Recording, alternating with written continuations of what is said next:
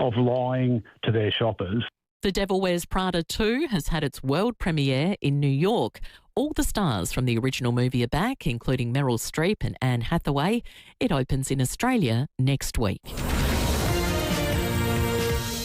Now turning to FIVEAA sport, and Port's Zack Butters is moving on after umpire gate was put to bed last night. He says he felt frustrated and disappointed to have his integrity questioned. Meantime, the Port Adelaide Football Club have unveiled their Anzac Day Guernsey ahead of Saturday's game against Geelong. Well, the coaching exodus is continuing at St George Illawarra. Just 24 hours after Shane Flanagan was shown the door, assistant coach Mick Ennis has left the club effective immediately. West Ham remain 2 points above Tottenham and the relegation zone in the English Premier League after a 0-0 draw with Crystal Palace. And Dyson Daniels' Atlanta Hawks have levelled their NBA playoff series with the New York Knicks at 1-1, the Aussie scoring 6 points in the Hawks' 107-106 win. Now checking FIVEAA traffic. Need a break? Win a Grampians getaway worth over $3,000. Enter now at visitgrampians.com.au. Afternoon, got a two-car collision to look out for the Savo in the Parklands. To get to Terrace at Wakefield Road, causing a few delays and headaches.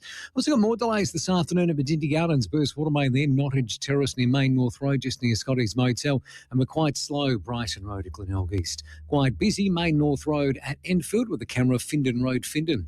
Express yourself with a custom number plate. There are 10 exciting new colour combinations. Create a plate that's as individual as you. Pick your plate at easyplates.sa.gov.au. Adelaide's most accurate traffic on FIVEAA. Now the FIVEAA forecast. Get the Toyota Forklift Advantage. Visit toyotamaterialhandling.com.au. Sunny this afternoon, partly cloudy tomorrow, 26. Thursday, sunny and 28. Friday, mostly sunny, 27. Right now, it's 29 degrees. Now let's hear what's happening on 9 News tonight.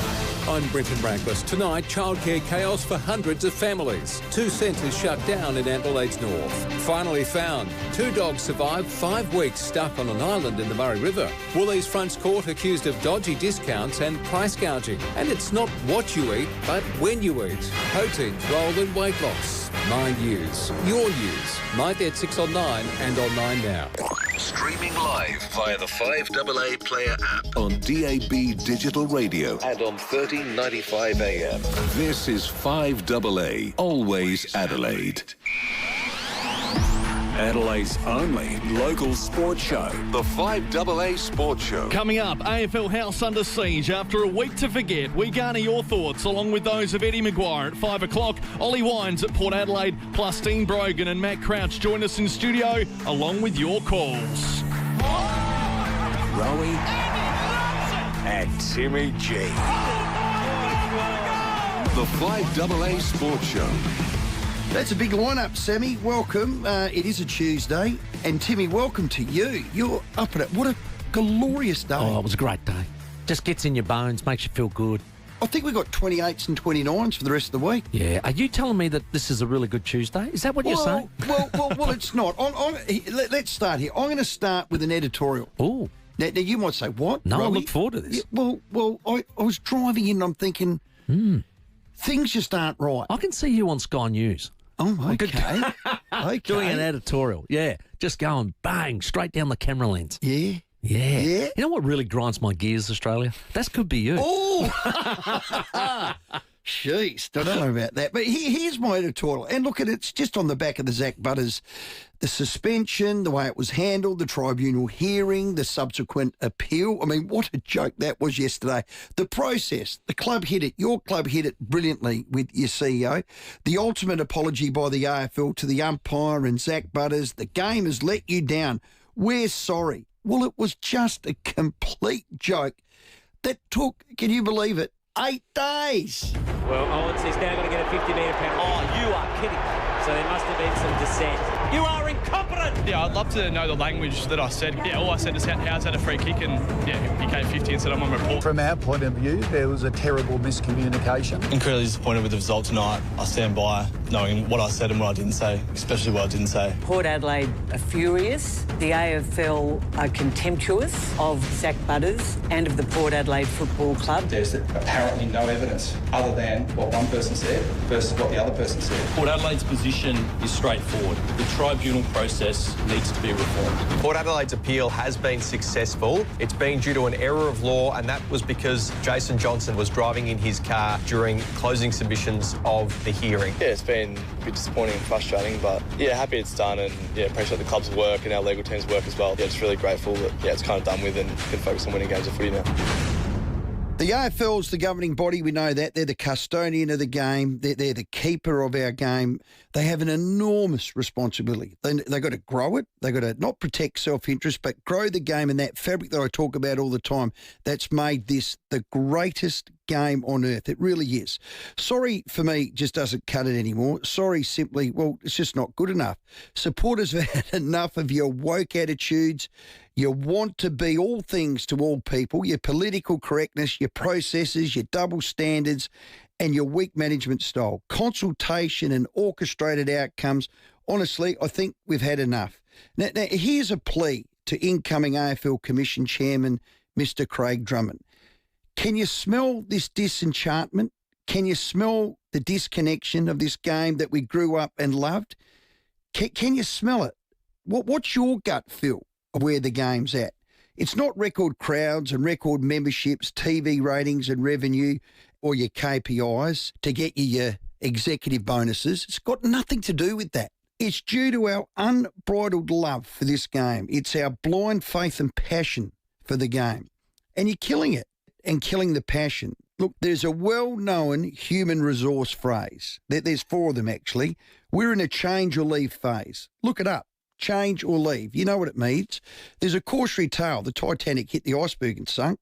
It's a death of 1,000 cuts, and that's a real thing. Failure isn't fatal, but failure to change can be. So this is on you, Mr. Craig Drummond. Please, what's your charter? What are you striving for at AFL House, other than bonus checks for your executives? How are you measured? It can't be record TV ratings and record membership and all that. How about simply this? Players love playing the game and fans love watching it. I reckon that's pretty simple. If the players love playing it and we love watching it, that's got to be your only measure moving forward, surely. I think you've got a future. I think you've got a future in that All piece right. to camera. I really do. Look, there's some really good points you do make there. It's nervous writing an editorial and let alone presenting it, and it's out there now. But I'm just disenchanted, and I'm not the only one. Well, we can hear Timmy. that there. We can hear that there. But you are. You hide it a lot better than I do. Yeah, I think your point about it can't just be about numbers and dollars. That is a big thing that they've got to do, and they've done that well. They've generated the money. 100%. They've generated the fixture, the gather rounds, deals, and all of that. The deals that the broadcast deals that make the money and the like. So that side of it, you couldn't argue with. That's in a healthy state. They probably have a very big bank account and the like. What they've probably peeved you and lots of other people over is what I would say, and I said it to you last night. You said, when are they going to get this right and the like and the rest of it? I said, well, have they still solved the technology issue that caused the Keys goal to be a point? No, they haven't. So that's 3 years ago, I think we said. What I'm going is that could well happen again. What have they done to mitigate those circumstances and change that result? Yeah. Nothing. And that's just one thing. That's just one thing. So what I think frustrates fans is when things aren't going right, and I think Jimmy Bartell hits it on the head with us every Wednesday, they're glacial in their movement to try and get around to solving something. So I don't think we want to hear sorry anymore. We want to hear solution. Yeah, we do. And that's the bottom line of what you're after. And I get frustrated with that. To walk past the same things time and time again. We've got Eddie McGuire on After 5. We might put that to him. So who's with me? Sometimes I feel like I'm a shag on a rock, but if you go to enough pubs and fish with enough people and have enough people coming to my business and we circulate with and functions, they all sing from the same hymn book as me. And we're getting a lot through text and on phone calls. That's frustrated. You heard Damien Hardwick this week? Yeah. Did you hear what he said in his presser? He said, I don't want to go through it again. I don't want to get angry. It's Saturday. I just want to go home and have a beer, but we've got to fix this. Yeah. He said, I don't know what holding the ball is anymore. He said, how can I teach my players? But that's what I said. If the players love playing it and the fans love watching it, the coaches and everything else, they just come into line. Like, I've never heard so many coaches, frustrated players. You speak to players like I do outside of the game. Oh, God, it's hard to play. Well, it's confusing. We'll ask. I don't think it's ever been more confusing. It is, and that's wrecking the fabric. Ask Lockie Jones how hard the game is to play. A player ran into his hip with his head. He got a free kick. If it knocked him out, he would have missed a game, honestly. So is the AFL out of touch? And I don't want to be a basher of the AFL, but is it out of touch? Is it commercial or too commercial? And what should be the game's number one focus? So I know we do this all the time, but I'd love to hear your frustrations, 8223 300. I asked Tony Shaw that question last week. What would be your top three? Try and clean up, because there are a few things that do need addressing and cleaning up. Yeah, well, I've got bigger than a top three. Umpires my number one. They are wrecking the game. I know you're smirking at me, but they are dead set wrecking the game. I personally think it's in my top three. Yeah, there you go. And God, I mean, you get told, don't knock the umpires. No, I think it's hard bloody not to. Well, I think they make it hard for them, and I think 4 has not helped. That's exactly right. Not hasn't helped one bit. And then there's the Elijah Hollands. Well, this is a debacle. Every AFL footy show last night was scathing in their criticism.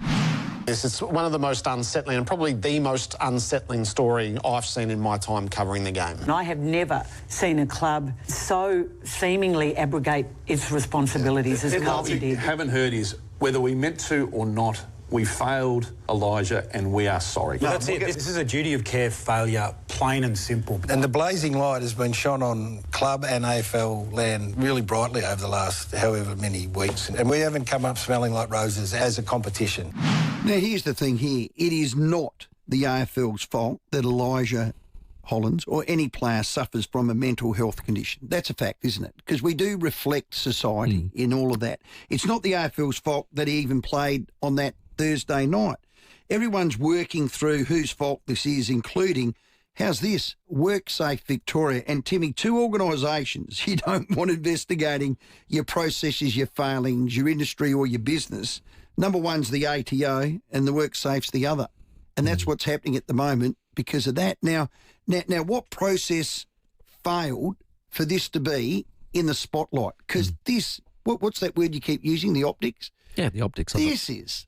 This one's not good. Well, not only the optics of it, but it now is clear that it became quite dangerous because if I was saying to Sam off air, it's sort of like, you know, they say if you've been on the drink last night, you can't operate heavy machinery. Well, if he was having this episode, he should never have been allowed out in the field because you can get hurt. And the medication part of it. Now, we both know his dad quite well. Yeah. I work with him and know him rip of blood. For him to have to come out with a tweet and the son, Ollie, his son, which is his brother, like someone's failed someone. So simple question, how was Hollands allowed to play in the condition that he did? Forget whether it was illicit drugs, self-medication, a mental health episode. How did he get past all those touch points from arriving to the game, speaking to a list manager, line boss, to his brother? Like, honestly, there's been a failure. Well, the thing about it is, who failed who? I go back to all the things that we talk about and issues in the AFL at times. Yeah. It's about what have you done to make sure that doesn't happen again? Yep. Now, we'll all make mistakes and the like, but when does it go? Now, it might be the game that's made a mistake, so we need to fix it as a game, and that would be the Keys incident as an example. It might be this tribunal case that just happened. Could we have done that better? Get a plan in place to make sure that doesn't happen again.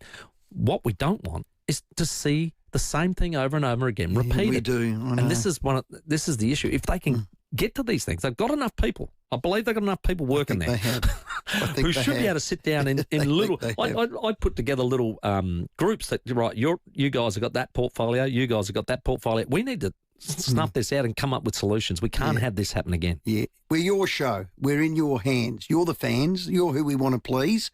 8223 Unique Homestyle Food text just before the break to get a bit of an idea of what our listeners are thinking. Barry says, unfortunately, the AFL believes it's easier to apologise than fix the umpiring problem. Fred says, great editorial, Rowey. You've identified the divide between the AFL administration and the supporters. The AFL must be careful not to cook the golden goose. And Adam reckons, guys, the game needs to concentrate on football rather than being the social warriors of justice. Have your say. 8223 0000. The lines are open. The show is yours. It is 20 after 4. Rowey and Timmy G. The 5AA Sports Show. 5AA Football's Beyond the Siren. Releases Rochelle. Well, he can go. Takes a bounce. He's already got two. Josh Rochelle. He is on fire. Josh is a big-time player. He loves the big stage. Watching footy with a house full of mates is always better with hot and cold platters from Chanellas. Ray White, big name in real estate, but also the biggest name in business broking. What makes us big? Our people, like Brett Buckley and his team. MBA, lecturer, and multi-time SA Business Broker of the Year. Brett doesn't just read a P&L, he feels it. If you're selling or expanding your business, Brett can take your business apart and find you more money. And we're not talking small change. Go on, touch base with Brett. Search Ray White Business Sales SA. 5AA's Tech Talk with your host, Adelaide tech guy Richard Pascoe. Thanks to Harvey Norman Computers. All right, if you've been thinking about upgrading your laptop, now's actually a very smart time to do it. Harvey Norman has up to 25% off selected big brand laptops, and there are some genuinely strong deals in there. For example, the Acer Aspire Go with an Intel Core 5 processor is down to $628. That's a $270 saving. The Lenovo IdeaPad Slim 3 Copilot Plus is $998, saving you $400. And the HP OmniBook X Flip 14, a really versatile 2-in-1, now $1,498, save $400. So whether it's work, study, or just something faster and more reliable, it's worth a look. Best range, best brands, best prices, up to 25% off selected laptops at Harvey Norman now. Conditions apply. Check out this great offer at a Harvey Norman store near you. An affordable home that delivers design and function? That's distinctive. A commitment to quality, using only the best materials and workmanship. That's distinctive. A reputation for quality, style and value built over 40 years. That's distinctive. Be distinctive with Distinctive Homes Affordable Boutique Homes. Display homes at Seaford, Hurtle Grove Old Ranella, Playford Alive, Mirrorvale Anglevale, Riverlea, and our latest display home at Blue Gum Way, Oakden Rise. City Discount Tires. Get saving now with City Discount Tires. We're offering great deals on the world's top brands in tyres, wheels, suspension and parts. Suitable for four-wheel drives, SUVs and passenger cars, including Falcon, Michelin, Pirelli, Kumho, Hankook and many more. Finance options available. Search citydiscounttires.com.au and locate your nearest dealer today. City Discount Tires. We're driven by value. City Discount Tires. With Let's Get Care, get more control to design your day, get more choice to pick the support that suits you, and get $1,000 more value for your supported home package when you join today. Search Let's Get Care. Ends June 30. New customers only. T's and C's apply. We all have that need to connect, to know what's going on. How it's going to affect people here in South Australia. Join Will Goodings and Rosanna Mangiarelli for 7 News at 6. 7 News. Connecting Adelaide, connecting you. Toolkit Depot's Price Beat Promise means you get low prices on your favourite tool brands. Rowey and Timmy G, the 5AA Sports Show. It's 24 after 4. Our number is 8223 0000. Call in. The show is yours. Is the AFL out of touch, and what should they be focusing on? We'll take your thoughts very shortly. Dean Brogan and Matt Crouch will join us this hour as well. But let's check your traffic. If you need a break, win a Grampians getaway worth over $3,000. Enter now and visit grampians.com.au. Still cleaning up a two-car crash at Kent Town, Catterville Terrace near Wakefield Street, Bedindy Gardens, Burst Watermain, Nottage Terrace near Main North Road and Scotty's Motel. That's pretty slow going for the drive home and pretty busy at the moment. Main North Road at Enfield. Cameras today, Aldinga Beach Road, Aldinga Beach, and the Esplanade at Seaford. 40 million reasons to play Keno Go with a $40 million jackpot every 3 minutes. Download the Keno Go app and take your shot at life-changing winnings today. Adelaide's most accurate traffic on 5AA. 25 past 4. Let's go to Ab4 Park. Hello, Dave. G'day, guys. How you going? Hey, Dave. What's happened with Zack Butters is really, it's nothing to do with Zack or the umpires. It's the AFL that need to be responsible for this because they've made a mess of it and they need a big shake-up. They may as well have Jack, like Judge Judy or, Jackie Charles on board from Seinfeld. Jackie. As some tribunal. But what I'm saying, who votes for the MVP every year? Who votes for the MVP? There's a coaches Is award. That the coaches there's one? the players one. Okay, and the players one. Who picks the All-Australian team? A panel of experts, past players. Experts, past players. I reckon, I know you're going to laugh at this, I reckon the panel that chooses who gets what, who gets reported, who gets games should be past players. Should be a panel of 5 past players, right? And they should be on the board to say, okay, we'll watch who gets picked up or what happens on the weekend or on who gets reported or who has done, and they can make a judgment if they feel it deserves what, deserves not, deserves this. Dave, there was 2 past players on the Butters case that originally found him guilty, Darren Gasper and Jason Johnson. And a past players on the MRO, Michael Christensen. So they've got enough past players, Dave. That's not the problem. It's the process that they've got to abide by. Hello, James. Hello, guys. Hey, James. Yeah, I've got a couple of points. Firstly, I'm a Carlton supporter, so, yeah. I can't believe how they actually treated Elijah Hollins. I watched the game and I thought, oh, my God, what is this guy doing? And I can't understand how the coaching team couldn't figure out that, he wasn't right. And we've been a basket case for 25 years. It's just going from bad to worse, and it's week after week after week, and I'm just getting a little bit frustrated with it. And James, we're feeling your pain. Don't worry. Yeah, our producer Blake's a Carlton man. Leith Forest forever.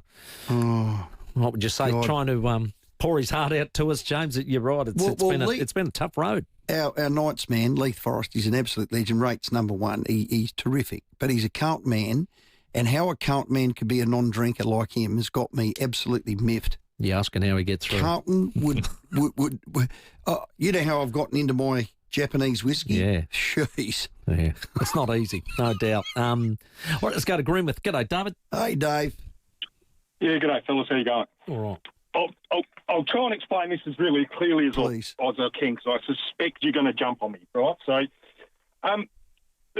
the AFL, Elijah Hollins he's a member of a working group, right? He's employed. Yep. And he's working. Now, I'm getting sick and tired of someone that has previously employed people in high-risk work that fail without all of the training in the world, all of the guidance in the world, everything in the world. Someone is always out to blame the employer, right? Elijah Hollins is as sad as his situation, and we've all had situations, may be about mental health. He has an obligation and a duty of care to himself. If he's managed through a hyper event to be able to skip through all the steps to get himself out in the field and he's bluffed everyone, he's done a really good job of it. And that hyper can change very, very quickly when it comes to mental health, right? And then he lost his stuff. But I'm sick and tired of everyone throwing employers and organisations under the bus when everyone gives the individual so much support, better in the AFL, better than any industry. Support, education about what to do, when to do it, how to behave. If you've got an issue, here's this resource, here's this resource, here's this resource. Get off the AFL's back, get off Carlton's back, and let's focus more on the individual. He should be fined and suspended for breaching his employment conditions. Strong, Dave, and you're right. I can't criticise anything you've said. You're 100%. You're a small business owner. Well, he's 100% right, and you've got to trust the process that now will take place, and that'll be called WorkSafe Victoria. They will investigate the player, they'll investigate the club, and they'll investigate the AFL, and they'll come out with an outcome. And ultimately, they're the governing body now. So if there was a failure for that kid's safety, they'll be all over this. They will be all over it. And there is now more of an obligation leaning towards the worker. Mm-hmm. Well, you have a duty of care. Were you told to wear safety glasses and a high-vis vest? And were you told to wear this? Are you told not to have drugs? Do you do drug testing? And we do it all every day. And especially when you're in the mines, you can't bluff them. You can't get past them. I do feel for people like yourself and David who are having to manage that daily. It is tough. It is tough. And you're right. I mean, again, this is a unique circumstance, but, you know, that first and foremost, get yourself right, and that's the main thing, isn't it? That is number one before you move out. Well, there's a saying, if it has to be, it's up to me. That's a good saying. We'll continue your calls and your thoughts after 4:30 headlines. Dean Brogan to join us next. The 5AA Sports Show, Rowey and Timmy G.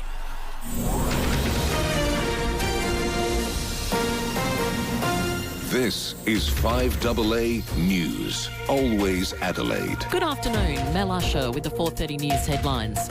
SA's Electoral Commission has confirmed uncounted votes have been found in another 2 seats, but will not say how many. The state road toll for the year is now 37 after a woman died in the Riverland. The consumer watchdog claims Woolworths contravened its own policies when placing 266 products on its Prices Dropped program. And in sport, Ollie Wines says he has no issues personally with umpire Nick Foote umpiring future Port Adelaide games. Now checking 5AA traffic. Need a break? Win a Grampians getaway worth over $3,000. Enter now at visitgrampians.com.au. At Cantown, a smash involving 2 cars and a truck to Catapult Terrace and Wakefield Street. That's causing a few headaches, as you'd expect. Covered a multi-car smash there, Port Wakefield Road near Churchill Road North. At a worse water main to look out from Adindy Garden, Nottage Terrace near Main North Road and Scotty's Motel. Camera at Port Road, Aldinga. Get the Kia Reserve at My Car Tire and Auto. Visit mycar.com.au or call 13 13 28. My Car Tire and Auto, people first. Adelaide's most accurate traffic on 5AA. The 5AA forecast, down to 18 tonight, partly cloudy tomorrow, 26. Right now it's 29 degrees. We'll have more news at 5 on 5AA, always Adelaide. There's another box of unopened votes that was discovered in the seat of Enfield. David Penberthy and Will Goodings. All this chaos with staffing dramas and everything meant that the counting of the votes after was a shambles, hence there were votes not opened. 5AA Breakfast. And none of these people have been paid yet either. So what did they get right? Adelaide's leading breakfast show. This has been a statewide embarrassment. Weekdays from 6 a.m. on 5AA, always Adelaide. Get out there and give it heaps in the new Mazda BT50. Made for those who carry the sight on their back and let no fish off the hook. Take on the toughest terrain and the biggest weekends in the top-of-the-range BT50 SP. Now from $69,990 drive away. Or get the job done with the worksite-ready BT50 XT 4x4 dual cab from $55,990 drive away. Don't miss out. T's and C's apply. See Mazda.com.au for details. Puppy eyes. Nature's most calculated cuteness. The ultimate test of willpower. A staring contest you can never win. Every dog uses their eyes to get what they want. Guide dogs use theirs to give something back. Like a lifetime of independence and confidence. Eyes that aren't just adorable, but life-changing. Support Australia's hardest working puppy eyes. Donate to Guide Dogs Day now, and your donation will be doubled. Living with diabetes? Ditch finger pricks with Freestyle Libre. Freestyle Libre is a small wearable sensor that monitors your glucose levels and trends and sends them straight to your phone. Instant, up-to-date feedback. No finger pricks. How good is that? And you can trial Freestyle Libre for only $15. Just head to freestylelibre.com.au to find out how. T's and C's apply. Follow directions for use. Read warnings before purchase. Free yourself from finger pricks with Freestyle Libre.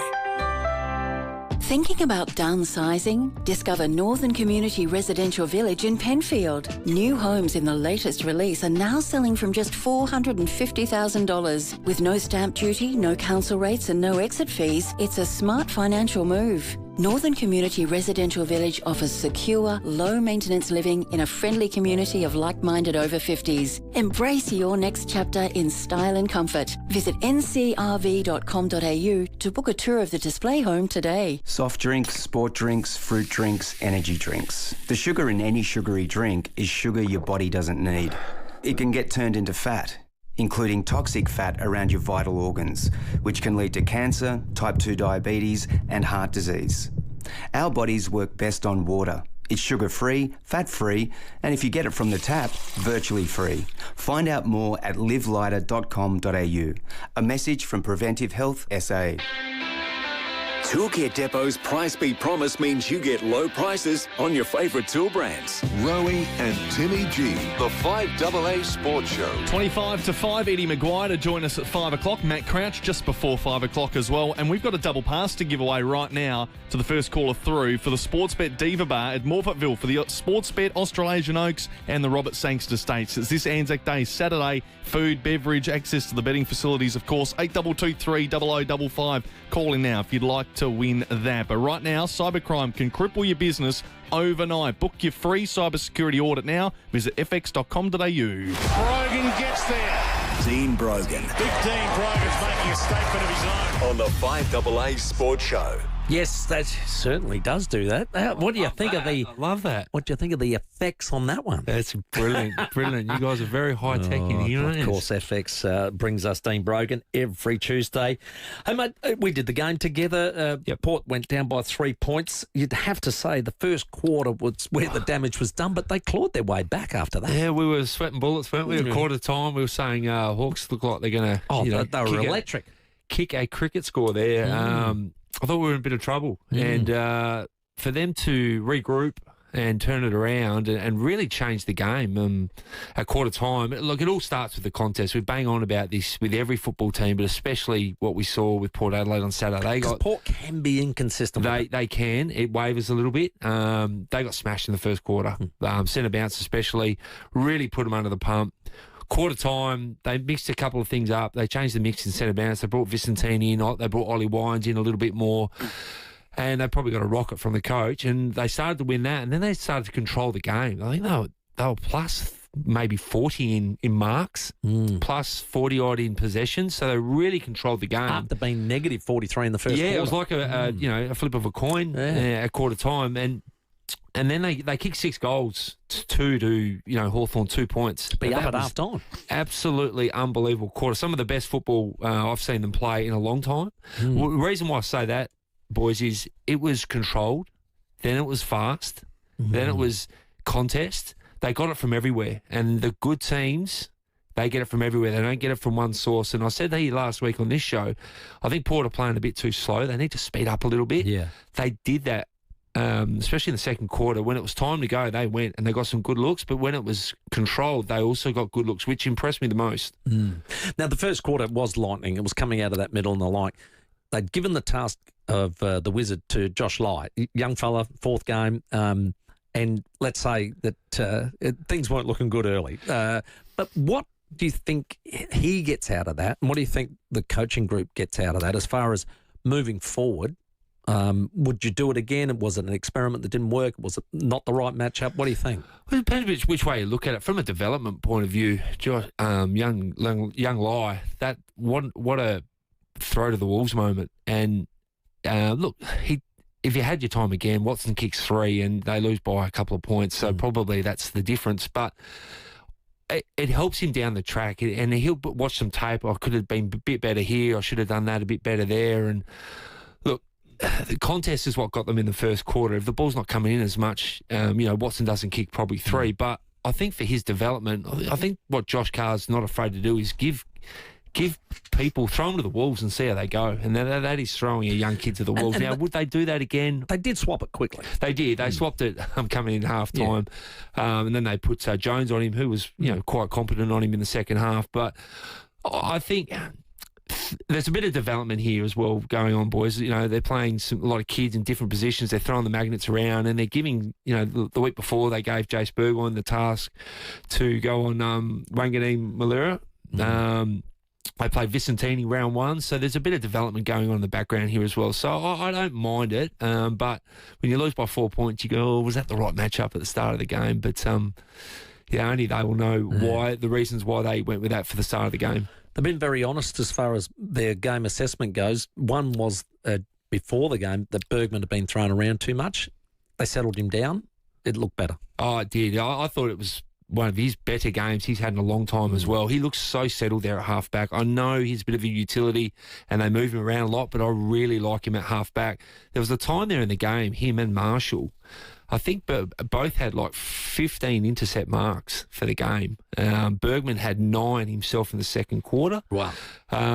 But Marshall and him together looked superb, where they can come off and mark the footy. Marshall, especially, some of his kicks, just splitting the middle, that's what he's there for. They would be delighted on what they got out of Bergman and Marshall together. Do they need to defend better one-on-one? Yes, they do, and they've got to work on that. But I really like the mix down there with those two there. Bergman especially, it's really good to see him back playing some footy. Look, he just looked better with Hall and France as well. We know they've had interrupted pre-seasons, but it looked as though they were running on top of the ground a little bit better on the weekend. So the good players for Port Adelaide just put up their hand on the weekend and announced themselves to the season. You sat here a couple of weeks ago and you sort of said, I want to see Hall and Francis. When are we going to see it? Now or never? Come on, hurry up. And wow, he put in a performance. Oh, his game was spectacular. I gave him the 3 votes. I know Butters had a superb game, but Hall Francis, you see his numbers, but watching him run and attack the football and get after, and he ran both ways. He ran defensively, offensively. He was running at the opponents. He was corralling. He was tackling. He was getting an arm in. He was getting off the ground with energy. He was doing all the stuff around the footy, so he played more midfield time, but then he'd go forward and he had energy. That's when you know you got your footy legs. And he hit the scoreboard yet again. I thought he was sensational. Yeah. I thought I really did. And how the coaching staff will be delighted that Horn Francis is getting through well. He's probably training through in the week as well, so he's coming into the games not feeling underdone. Really good signs from Horn Francis. You mentioned Dante Vicentini. Would you do that experiment again? Would you stick with it this week against Geelong? Yeah. What I liked about it is they were getting belted in the centre bounce. They changed straight away. They got Sweet out of there and put Vicentini just in. for centre bounce. And that's whatever happened, it worked. They just changed the mix and they went with it. I like it. I think he competes really well along down the line, and it gave Whitlock, Brogan, who I call him now, a chance. I thought it gave the other forwards good looks. So his numbers didn't look great, but I'd go for it again. Did you like what Josh Carr said post-game? He just gave him no excuses. Have a listen. Just because the loss will come in Monday, you feel sorry for yourself, you feel your confidence, all that sort of stuff. That's bullshit. Right, what we do, we address our form. Okay, and our form is getting better. And that's what we take into next week. We don't take we lost the game and feel bad. No, we take the form, we get better, and we're accountable again. That's it. And no one feels sorry for himself. No one feels bad for the loss. Be disappointed, that's it, move on. Yeah, loved it. That's Josh Carr. He's very measured, isn't he? He knows where they're at and what they're about. I saw that footage as well. He's sitting there on a chair with his legs crossed like a headmaster talking to kids. I really like some of the things he's saying and doing, and there's some green shoots there. You could easily, as a playing group, felt sorry for yourself and just moped into the following week. He just didn't want that. No, because there's plenty to take out of it. You've got to be disappointed you didn't win. Like he did make that his point. Press conference. He's not happy. They needed to win that game. But he's looking at big picture here. And if they can produce what they produce after quarter time, they're going to get a scalp in the next couple of weeks. They're going to beat someone really well. That could have been a totally different press conference. The game was on Mitch Georgiades' boot. He kicks that, and he would kick 9 or 10 of those. What was it, about 40 out on a slight angle? It was definitely 50 out. It was a fix. It was 50 out. He still can kick him. Mitch is capable of kicking. He's still capable. He really should kick that. He kicked the better one on the boundary line earlier. So, no, you're right. So, you're dead right. Ifs, buts, and 3 points. Nuts. Yeah.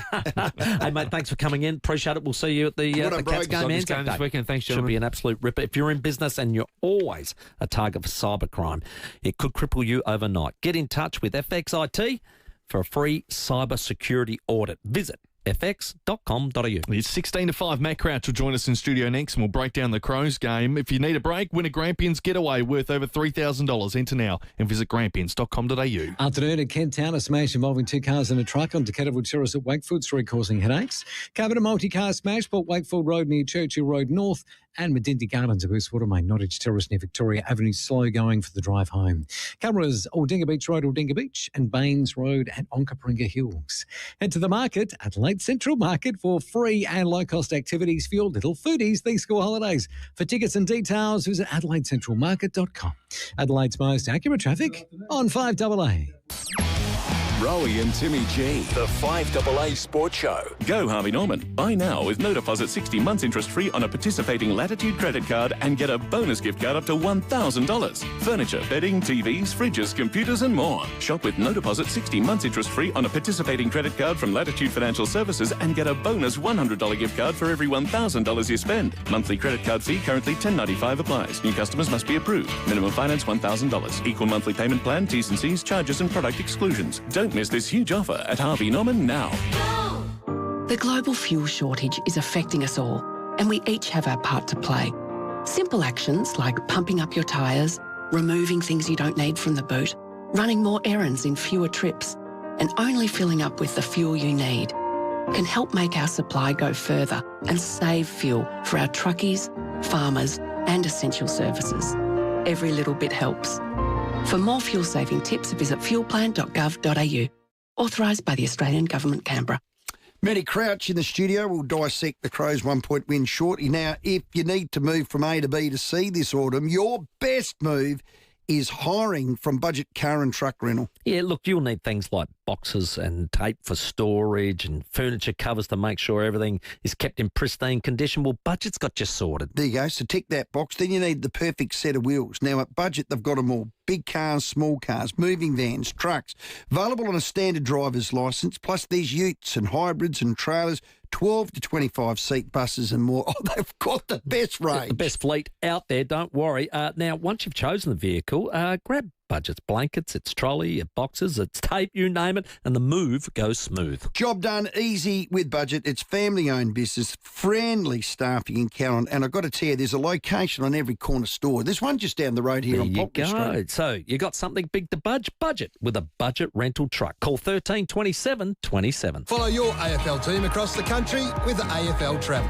Flights, accommodation and epic footy experiences all in one place. Book now at afltravel.com.au. AFL Travel, fly like a star. Hi there, Brett Ibbott here for Mawson Lakes Mazda. They're kicking off the year with a big one. All 2025 plate Mazdas are priced to clear. Plus, a massive range of low-kilometre demos that must be cleared as well. Take a look at their extensive range of models and colours. No gimmicks, no fuss. Just the best price and the best customer support for you and your shiny new Mazda. The 2025 plate clearance. On now at Mawson Lakes Mazda. Salisbury Highway, a short drive from the city. Phantom Outdoor Blinds. What are you doing? Oh, just writing a jingle for Phantom Screens. OK, well, tell them they're up to 12 metres wide, yeah? Really big. Tell them they block the wind and the rain. Blocks the wind. And blocks sun and insects. Really shady, and gross things can't get in. Tell them there's no posts. Uninterrupted views. Phantom Outdoor Blinds. Blocks out most things, just not your annoying mates. phantomscreens.com.au. Toolkit Depot's Price Beat Promise means you get low prices on your favourite tool brands. Rowey and Timmy G. The 5AA Sports Show. It's 12 minutes to 5. Eddie McGuire will go through all the big, hot footy issues after 5 o'clock, and we'll keep taking your calls, 8223 0000. And when you use Ace at Transport Solutions, you're choosing to support local sporting clubs. Don't just send it, ace it. Perfectly placed for the left-footed Matt Crouch. Matt Crouch, quick pick-up, the snap, and the goal. On the 5AA Sports Show.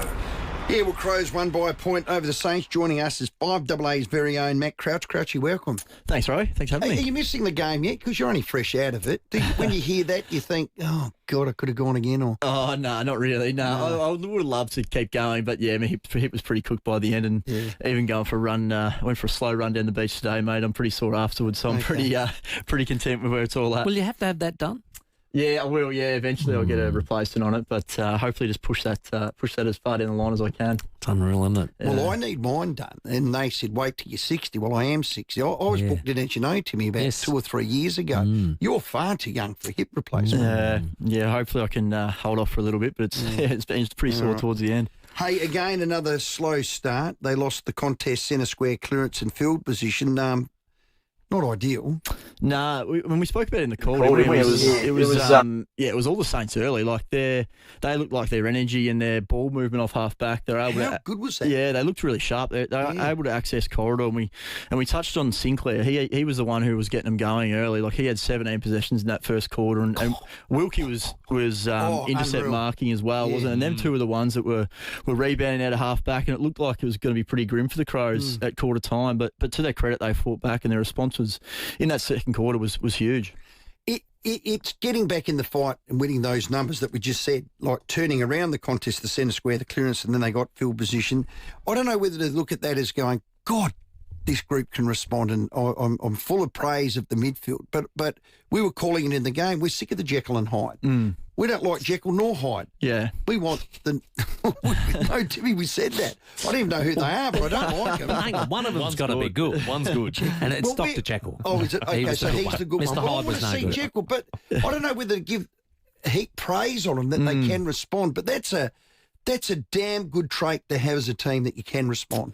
Yeah, I think the Crows, certainly in the last 2 or 3 years, got that within them. They got that fighting mentality, and they stay in games, which is a great trait to have. But I know, come big games and finals time, you can't give teams a quarter like they gave the Saints on the weekend. So that's something they've got to sort of look at. We've spoken about. I feel like every time I've come in on Tuesdays the last few weeks, we've spoken about this, but they haven't been able to get it right. So.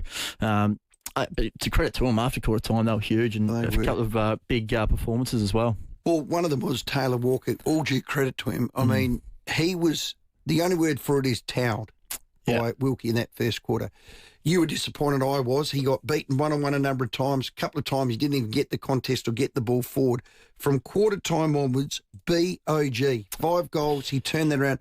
Only champions can do that. Yeah, it's a big thing to do in game, isn't it? Because your confidence, I guess, at quarter time going in when you're getting a bit of a touch up like he was from Wilkie, it's easy to go into your shell and I guess just think it's not your day. But to be able to respond the way he did was huge, wasn't it? Like I don't think the way the Crows delivered to him in that first quarter was perfect, but in saying that, there was a few occasions where he had to be better, and then after quarter time, it was just stark contrast, wasn't it? Like he played. I think he got the 10 coaches' votes. He was the best player on the ground, I thought. Oh, he had to be. He was the difference between the two in the end. You got Riley Philthorpe there again. I think he kicked 2 or 3 goals. He missed a few. Tex got his 5. I know Fogg is in their best 21. There's no doubt about that, or 23, whatever the hell it is. I'm quite enjoying those two. Now, whether it's Taylor and Fogg, or Fogg and Philthorpe, or whatever, with those 4 hybrids, it's a more modern look and a more dynamic look. Do you agree, or you're going to keep persisting with the 3 tools? Yeah, I think that the Crows would be open to it at the moment. Like the thing I looked at last final series, the ball rebounded out of their forward line really quickly, and I think it's something that they'll look at and they'll continue to look at going forward for the next few weeks. But with Fogg out with his back, I think Philthorpe and Tex have looked really strong, and they've got a bit more. That means they can have that dynamic look and put a bit more pressure on in that forward 50 as well. Yeah. To be 24 points down, then to get 29 points up. I remember calling it with you, and I said, I've got my smoking jacket on, I've got my big Cuban cigar and my comfy slippers on, only for St Kilda to kick 5 goals to 2 in the last quarter. I was fully confident that we would have ran on with it, but to St Kilda's credit, they stayed in the fight. And you said that. You said, Stephen, get those slippers off. Don't go doing that, son. You'll make a fool of yourself. St Kilda will keep coming, and they did. Yeah. Well, so did we allow them to do that? I think there's going to be momentum shifts, but they were really good in that, especially in that last quarter, weren't they? And the game got probably a bit closer than what we thought it was going to. When the Crows got out to that, which is a 29 point, they did 29 points was a game margin. Line. And then I thought the Crows would run away with it from there with the momentum. But to credit to the Saints, they changed some things structurally as well in that last quarter. Naz played as a forward and sort of roamed up the ground. That was clever. And he sort of got their ball movement going a little bit as well. So they did some different things, and they looked pretty sharp. So it was a good game of footy, really, wasn't it? It was a pretty close one and a good game to watch. They got that goal. We were 1 point up. There was 10 seconds on the clock. The ball's back into the middle of the ground, and you had absolute confidence that the Crows would win that centre square. It's been a while since we've had that confidence. This is nothing against Riley O'Brien, but it's not his strength. We won that centre square, got the free kick, the ball goes forward, and the siren goes. It's so important, centre square now, isn't it? It is, yeah. It's a massive part of the game, isn't it? Like, especially with the 6-6-6 and your forwards getting a chance. Yeah. I think on the weekend the numbers were 18-10 in the Crows' favour, so that was something that they got on. +8. Yeah, got on their terms, and McAndrews, that's his one wood. He's a good centre bounce ruckman. Now, Lions at the Gabba, they're not exactly flying either. We seem to have good games against them, and if you were going to say of all the 18 clubs, what's the club that the Crows most not model their game on, but look the same, not the same personnel, certainly not through the midfield, you'd have to say it's Brisbane. And a lot of that maybe has to do with Murray Davis. Yeah. What strengths and what role does he do, and what's he brought to the club? Because I hear nothing but absolute admiration and positivity about him. Yeah, his footy IQ and I guess footy brain is really, really strong. When he sort of came in, and you touched a little bit on the weekend, Rowey, the boards that go up on the bench and the modes that the guys go into. So he sort of brought those from Brisbane when they sort of won those premierships, and they were really successful. And he sort of brought that to the Crows. And I think a lot of what the Crows are doing now is similar to what Brisbane were doing in the years of past. So yeah, he's been huge, and he's just a senior guy who's been around footy for a long time. So I guess when other coaches could be a bit panicked at times when things aren't going their way, he's pretty calm and cool, and he's just got a really good mature head on his shoulders. Well, the Crows were 3 goals up. The T sign went up, T, and I remember in the call saying to you, what's the T? And you said tempo. I said F tempo, not in those uncertain terms. They then kick the next 3 goals. Walker kicks that one to put us in front, and then the siren basically goes, and that's it. Who calls the tee? So Matty Knight said, hold the tee up. Or is it Murray Davis, or is it a collective, or is it a... I think Nixie would have the final call, but in the box would be discussion when they go to that. And they, obviously, late in games, you see a lot of teams do it. If you're up by 2 or 3 points with say, a minute to go, whether you try and get an extra behind the ball, that's the sort of thing that they call, and just to try and seal a game. Okay. I don't like the tee. You like the when they're moving the ball freely, don't you? I like the boxing glove, which is get in the fight. Yeah. Is that what that one is? Yeah. What's the zero, the square, and the triangle again? I think that's what they sort of, to ice the game, they call it Squid kill games, mode. Yeah, kill mode. They it is too. Timmy, that is the Squid Games. It's a good series. Yeah. Did you watch it? Oh yeah. Do you watch telly? Did you watch the Squid Games? Oh, I didn't watch it. No, I haven't. Yeah, go back and watch the first series. Put it on the bucket list. Excellent. Yeah. All right. Enjoyed it. Well, we'll see you this week, Matty. Well done. Whatever you need delivered, don't just send it, ace it. When you do, you're helping them. Well, support over 25 sporting clubs, Breakthrough Mental Health, Research Foundation. So don't just send it, ace it with acettransport.com.au. We have Eddie McGuire joining us next after the 5 o'clock news. Rowey and Timmy G, the 5AA Sports Show. Every day, as Australia's largest home lender, CommBank is helping more Aussies buy their dream home with fast home loan approvals. To find out more, search CommBank Home Loan Specialist. Credit approval, eligibility and conditions apply. The company you keep keeps unpacking sport and entertainment's untold stories and keeps you part of rugby league's inner huddle. Keep good company with the Backstage podcast. I'll get it. Dave, let me guess. Your power's out and you'd like to charge your phones. How did you know? Just lucky, I guess. Oh, and half the street is here doing the same. Come in, mate. Dave, you too. With Solar Power Direct Home Battery Storage, life goes on, even when the power's out. Now, who's up for a cuppa? Yes, please. solarpowerdirect.com.au. You can rent a little, you can rent a lot. You can rely on Red Spot to keep Aussie airport rentals fair. We're the only car rental company who have kept our prices low during the fuel crisis. And we're the only Aussie-owned and operated choice in major airport terminals all over the country. Experience the local service that saw us named Product Review's 2026 Car Hire Service of the Year. For a deal you can rely on, book your next rental direct at redspot.com.au today or call 1300 66 8810. Red Spot. Tired of scrolling through countless websites to plan your holiday? At locally owned Spark Travel, our travel experts are just a phone call away, eager to hear your needs and craft the perfect getaway tailored just for you. Reach out today for a chat and let's start planning your holiday together. Look for our travel deals in the Sunday Mail. Spark Travel, where your journey begins with a conversation. King William Street, Adelaide. Phone now 88765121. sparktravel.com.au. Did you know 1 in 3 Aussie adults have high cholesterol? Make the change to Flora Proactive today. Clinically proven to lower your cholesterol by up to 10% in 21 days. Flora Proactive. Start something good. When's the best time to install ducted reverse cycle air conditioning? Right now. That's because autumn is the sweet spot.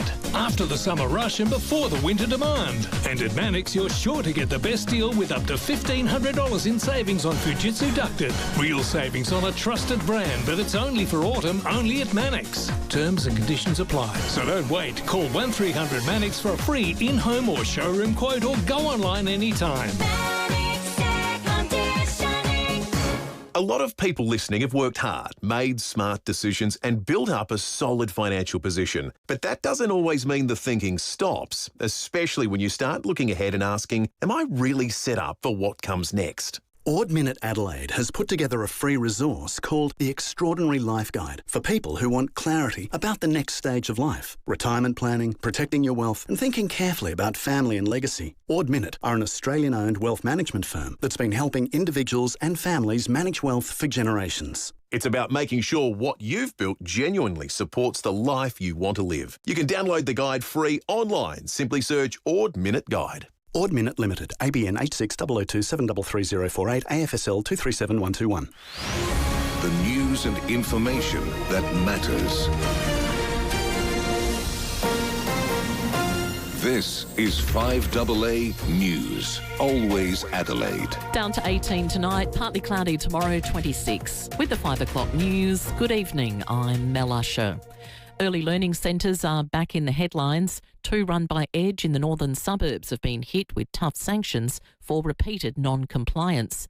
Ben Gramola from the Education Standards Board says the Manopara West service will close for 90 days, while Gawler East will shut for a fortnight. We don't take this action lightly, and it is really important for us that safety is paramount. So where we see safety concerns, we will not compromise and will take immediate, swift action to make sure these issues are addressed. The state road toll for the year now stands at 37. A 69-year-old woman has died after the ute she was travelling in crashed into a gate while attempting to board the ferry at Lirrup in the Riverland this morning. The 68-year-old male driver was also taken to hospital. The ferry remains closed. States and territories have been given an ultimatum to help fund the NDIS, or the scheme could be at risk of collapse. More from Nelson Scott. Treasurer Jim Chalmers and Health Minister Mark Butler have held talks with their state and territory counterparts to discuss the ballooning costs of the disability scheme. The federal government argues its annual $50 billion cost must be reined in, and states must take responsibility for funding some services. Green Senator Larissa Waters says her party will not back any cuts to the NDIS. Tax the gas corporations. Don't make savings off the back of disabled people. But opposition leader Angus Taylor is willing to negotiate with Labor on the issue. We want to see a sustainable, successful NDIS. Mr Butler will release a plan to overhaul the scheme on Wednesday. There's a new push to ensure female veterans are properly supported after leaving the Defence Force. A national initiative called Shadows to Spotlight is working to improve access to specialised support resources. Women Veterans Australia Chair Lani Keneally says the goal is to highlight available services and acknowledge the challenges women face while transitioning to civilian life. Looking at the support structures for programs that are kind of out there in the veteran ecosystem that are set up to support veterans when they transition, and recognising that there is a gap in there where we're not designing programs that specifically kind of meet the needs of women veterans. Tim Cook will exit as Apple's CEO in September after a 15-year tenure that added trillions of dollars to the company's value. He'll become executive chairman, handing over to veteran engineer John Turnus. Well, today marks what would have been the 100th birthday of the late Queen Elizabeth II. The milestone is being honoured with a royal reception at Buckingham Palace. Royal commentator Victoria Arbiter says the Queen's leadership balanced tradition with modern growth. In so many ways, she was an absolute focal point for continuity and stability. She remained constant, but she recognised in order for the monarchy to remain relevant, it needed to consistently adapt and evolve. Now turning to 5AA sport, Jake Saligo could be back from injury for the Crows this weekend, but Darcy Fogarty will continue his rehab program after injuring his back a few weeks ago. Adelaide face the Lions in Brisbane. Port have a home game for round 7. They face Geelong on Anzac Day. Ollie Wines has weighed in on umpire gate. As a player, I'd like a review into it. I think it has to be similar to the legal system, I guess, because that's how you get a result. But ultimately, it's a game of football, and I think there can be better ways explored to come to a decision over these things than getting lawyers involved and speaking in legal terms. The brother and teammate of struggling Carlton footballer Elijah Hollands has thanked the football community for their support. Ollie Hollands posting online, "There are no words to describe how grateful our family is for the love and support we've received." 23-year-old Elijah was hospitalised last night amid the fallout from his mid-game mental health episode. The 2026 Laureus Sports Awards have been held in Madrid. Winners included Rory McIlroy, Lando Norris, Carlos Alcaraz and Ariana Sabalenka. And at the NBA playoffs, wins for the Hawks, Timberwolves and Cavaliers. Now checking 5AA traffic. Need a break? Win a Grampians getaway worth over $3,000. Enter now at visitgrampians.com.au. Afternoon at Port Adelaide, a two-car crash, Commercial Road at Clare Street, just near Hungry Jack's. Kent Town, a smash involving 2 cars and a truck there. To Kettleville Terrace at Wakefield Street. And still got big delays with a multi-car smash at Cavan, Port Wakefield Road near Churchill Road North. Busy, Tapley's Hill Road, Glenelg North, slow. Fullerton Road at the Britannia Roundabout by the Camera Grant Avenue, Rose Park. Bob Jane Timmy won't be beaten with their best hire price guarantee. When you're after great service and unbeatable value, head to the Taramul specialist, Bob Jane T-Marts. They'll look after you. Adelaide's most accurate traffic on 5AA. Now the 5AA forecast. Get the Toyota Forklift Advantage. Visit toyotamaterialhandling.com.au. Down to 18 tonight, partly cloudy tomorrow, 26. Thursday, sunny and 28. Friday, mostly sunny, 27. Right now, it's 28 degrees. Now let's hear what's happening on 9 News tonight. I'm Brenton Brankless. Tonight, childcare chaos for hundreds of families. 2 centres shut down in Adelaide's north. Finally found. 2 dogs survived 5 weeks stuck on an island in the Murray River. Woolies fronts court accused of dodgy discounts and price gouging. And it's not what you eat, but when you eat. Protein's role in weight loss. 9 News. Your news. 9:36 on 9 and on 9 now. The news and issues that matter to South Australia. Always Adelaide. This is 5AA.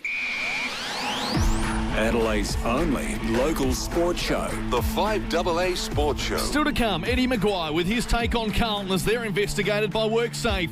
Ollie Wines from The Power with your chance to win 5AA locker room doubles, and South Aussie Supercar winner Kai Allen along with your calls. Get involved in the show. Rowey and Timmy G. The 5AA Sports Show. Yeah, just 7 minutes after 5 on this Tuesday. Big hour coming up. Lots of time for your calls on 8223 0000. But it's time for... And now... You got to listen to me, mate. On the 5AA Sports Show. I'll give you the tip. It's Eddie McGuire. I'll tell you what's going on. Thanks to Lexus of Adelaide, South Australia's exclusive Lexus dealer. Exceptional service plus encore benefits like complimentary loan cars and premium events. It certainly has been a big week in footy. And Harvey Norman Clearance Centre. Cooking appliances, washing machines, dishwashers, TVs and more. 919 Marion Road, Marion. Well, bring us the great man, Eddie. Yep, and your catch cry is a big week in footy. It's been a big week, but not a good one, Eddie. Hello, boys. Yeah, it's been an indifferent week, that's for sure. There's been controversy aplenty and muck-up after muck-up, really. So it's one of those times I think we need to circle the wagons and tighten up things. And it's a bit like my golf shot at times. It looks like it's gone straight up the middle, but it's out of bounds. I think it's time for the AFL to chip back on and get themselves sorted out. But it's been a lot of controversy around a lot of things. Having said that, there's been some good football along the way as well. But let's talk about some of the issues.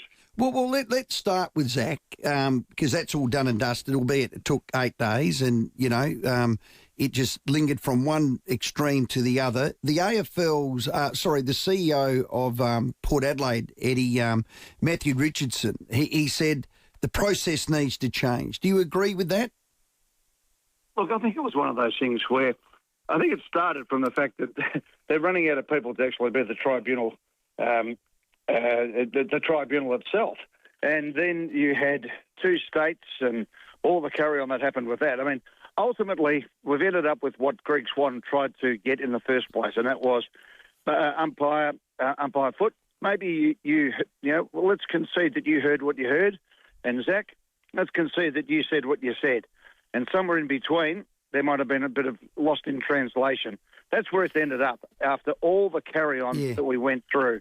Now, ultimately, I look at the circumstantial evidence from Zack Butters from the moment it happened to Ollie Wines to the interview of my son Xander McGuire on Channel 7 to everything after that. And you'd think that, I believe what Zack Butters had to say. I look at what the umpire, how he reacted, and he reacted in a similar situation. It's not unheard of for people to hear one thing and something else be said. So, that's probably where it should have been in the first place.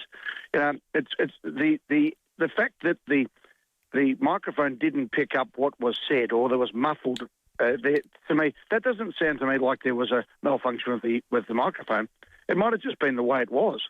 And as a result of that, you can understand that the umpire could have heard something and Zack could have said what he said. So anyway, we ended up where we ended up, and it became a bit convenient in the end. I mean, thank God we didn't go to another one, but at the same time, I think the AFL just said, that's a nil-all draw as it probably should be. Let's just move on. Let's back the umpire. Let's tell players, pull your head in. Port Adelaide were punished enough. They got a 50-metre penalty against them and a goal. And that should have been where it probably should have stayed. Yeah. So the GM of football can't come in before all of that and just say, no, this is the way it lands, done.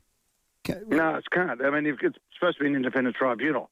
And I think one of the things that's happened over the years now, I used to make my money out of covering the tribunal back in the 80s. So I've seen 1,000 of these things over the journey. But what seems to have happened now is it's become completely moribund with legalese. Correct. When I first started, you actually weren't allowed to have a legal background to be involved in the tribunal because they just wanted to keep it away from the courts. And then, of course, what happened is, somebody always argues about it and you end up in the court and players are playing in grand finals and finals matches with the Sydney Swans who, should have been rubbed out and didn't, and they played, etc., whether it was Dunkley or Barry Hall. These type of things go on. So, anyway, it becomes more legalese. Now, we end up having the other night a KC, a King's Counsel, who was the chair, who said at the time, I've got to be out by whatever the time is because I've got I think it was a parent-teacher night. Then you had a member of the tribunal, and Jason Johnson, who is a real estate agent, who said, look, I'm happy to help you out and I'll do this, but I've got to be out because I've got it open for inspection. I know. So straight away, you perverted the course of justice, if you like. Yeah. And if we really want to go down that track. So it was a ridiculous situation. Then last night, of course, famously now, we had the Port Adelaide lawyer. I'm not sure if he was a King's Counsel as well. He's another King's Counsel, right? Now, but these are the top people in their class. Now, the tribunal chairman originally should have said, well, this is not going to last 5 minutes if anybody appeals against this. I mean, that's why you go to King's Counsel. Last night we had the dogs barking in the background. So it's been. You mean if you put the Benny Hill music under this, you wouldn't put it on there because you say it's too far fetched. So ultimately, what's the answer? I think there's a few things we need to do. We're going to continue having the Zoom calls because it's just too hard to get people together in one spot, particularly if it's a case where there's a non-Victorian team or whatever the case may be. We're in people from interstate. But I think what needs to happen is we need to get everybody as best as possible into one room. So, for example, the Port Adelaide lawyer should be in a room at Port Adelaide with Zack Butters. Cut down the mitigation so that we haven't got 15 different screens going, et cetera, et cetera. Just pull it back together. And ultimately what I think we should do is we should have a full-time tribunal of people who work at the AFL so that we can actually get these things done. Zack Butters was in Melbourne, I think, at the weekend, wasn't he? Why couldn't we have that on a Sunday morning and just get it done? Oh, common sense is the thing, but fancy a King's Counsel owning a Labradoodle, eh? Sort of. well, that's almost cliched, isn't it? He wasn't having a snifter of port at the same time and a pipe. No, but I can understand. I mean, look, the guy's at home. He's probably in his den. He's he's arguing beautifully. Sadly, he was arguing about the stupidity of Jason Johnson being remote at the time as his dog started barking from underneath the table. Oh, God. It was just hilarious if you look at it like that. We end up probably getting the result we needed to get, and I think the rule that we have to take from it is just leave the umpires alone and keep your comments to yourself. You'll be on Footy Confidential. The Elijah... Footy Classified? Oh, that's an old name, Confidential. I always say that. Classified, of course. Interesting enough, Tim, That was what we were going to call it in the first place. Right. I came up with the name of the show, and then I got a legal letter from News Limited, who are about to start a column called Confidential. Really? And they rang me up and they wanted to go to court, and I said, well, why don't I just change the name to Classified? I was tossing up between the two anyway. I think the guy got all upset. He wanted to have a fight over it. I said, Unbelievable. Mate, God, so, what a of course, classic. Footy Classified. Classified it is. I love it. The Elijah Hollands one. Yeah. How's it shaping for you now? It's a few days since the game, but yeah, a lot of people. We've had some employers ring up and say, the employees, they got to take some responsibility, and then we got others saying that how could so many touch points of the Carlton match day people that are there didn't notice something and the like. So where's it at today? Well, look, I think it's one of those things we have to wait for the report to come out. But everyone who has an opinion at the moment has a correct opinion. It's as simple as that. There's no answer till we have an answer. And who knows what situation is there. Now, leave this one out of the way, okay, because we don't want to go into the particulars of Elijah Hollands on this. But these days there are so many levels and different sort of categories of mental health. We have everything from drug-induced mental health. We have people who have anxiety. We have ADHD. These are things that we never knew about back in the old days, did we? We have people on the spectrum, how they react to different things. In this case, did Elijah, was he all right running out and it was the noise and the anxiety of playing in a big game? Did Carlton think, look, he normally warms into the game, he's an anxious type of player, and they let him go for a while to see if he could find his spot in the game, and then when he wasn't getting a kick, did he whiz himself into a frenzy even more? I mean, these are the things these are absolute legitimate questions that are being asked at the moment. So I'm not making this up. There's a bit of understanding of what's going on in these situations. But it's a really hard one. But it comes back to that point, that will always come back to that we're all sitting there. People are sending around, Instagrams of what's going on. And it was like a pantomime. He's behind you, he's behind you. But why didn't somebody react? Why did he keep getting put out onto the ground? Was it, as I just said, that they thought he was going to get himself into the game? When do you pull the plug on these situations? I go back even further. The drug rules that we have in the AFL tell you at the moment that if the doctor tells the coach that somebody's got a drug problem, they get fined $250,000. So there is this whole situation of don't talk about it, don't ask, don't tell. A few years ago, I had a fight when I was still president of Collingwood because the Players Association wanted to keep or have outside the soft cap mental health support, but they wanted it through the Players Association.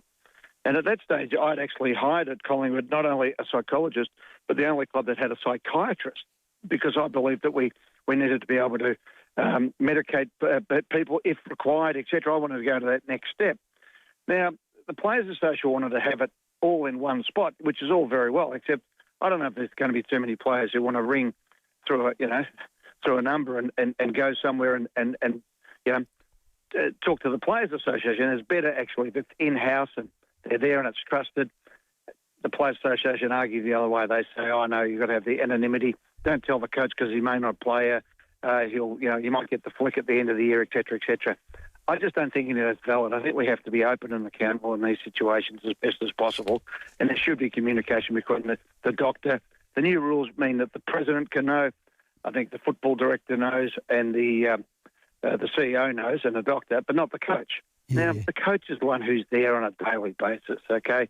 Our coaches, as we all know, if you can get a kick, they'll play anybody. But, they're there and they want to win, so they're going to have far more contact time with a player and be right on them. I don't know what you guys were like, but Mick Malthouse would kick the ball with every player. He'd get around to them all before the game and he'd have a good feel for whether they're on or not, far less whether they're suffering from some sort of illness at the time.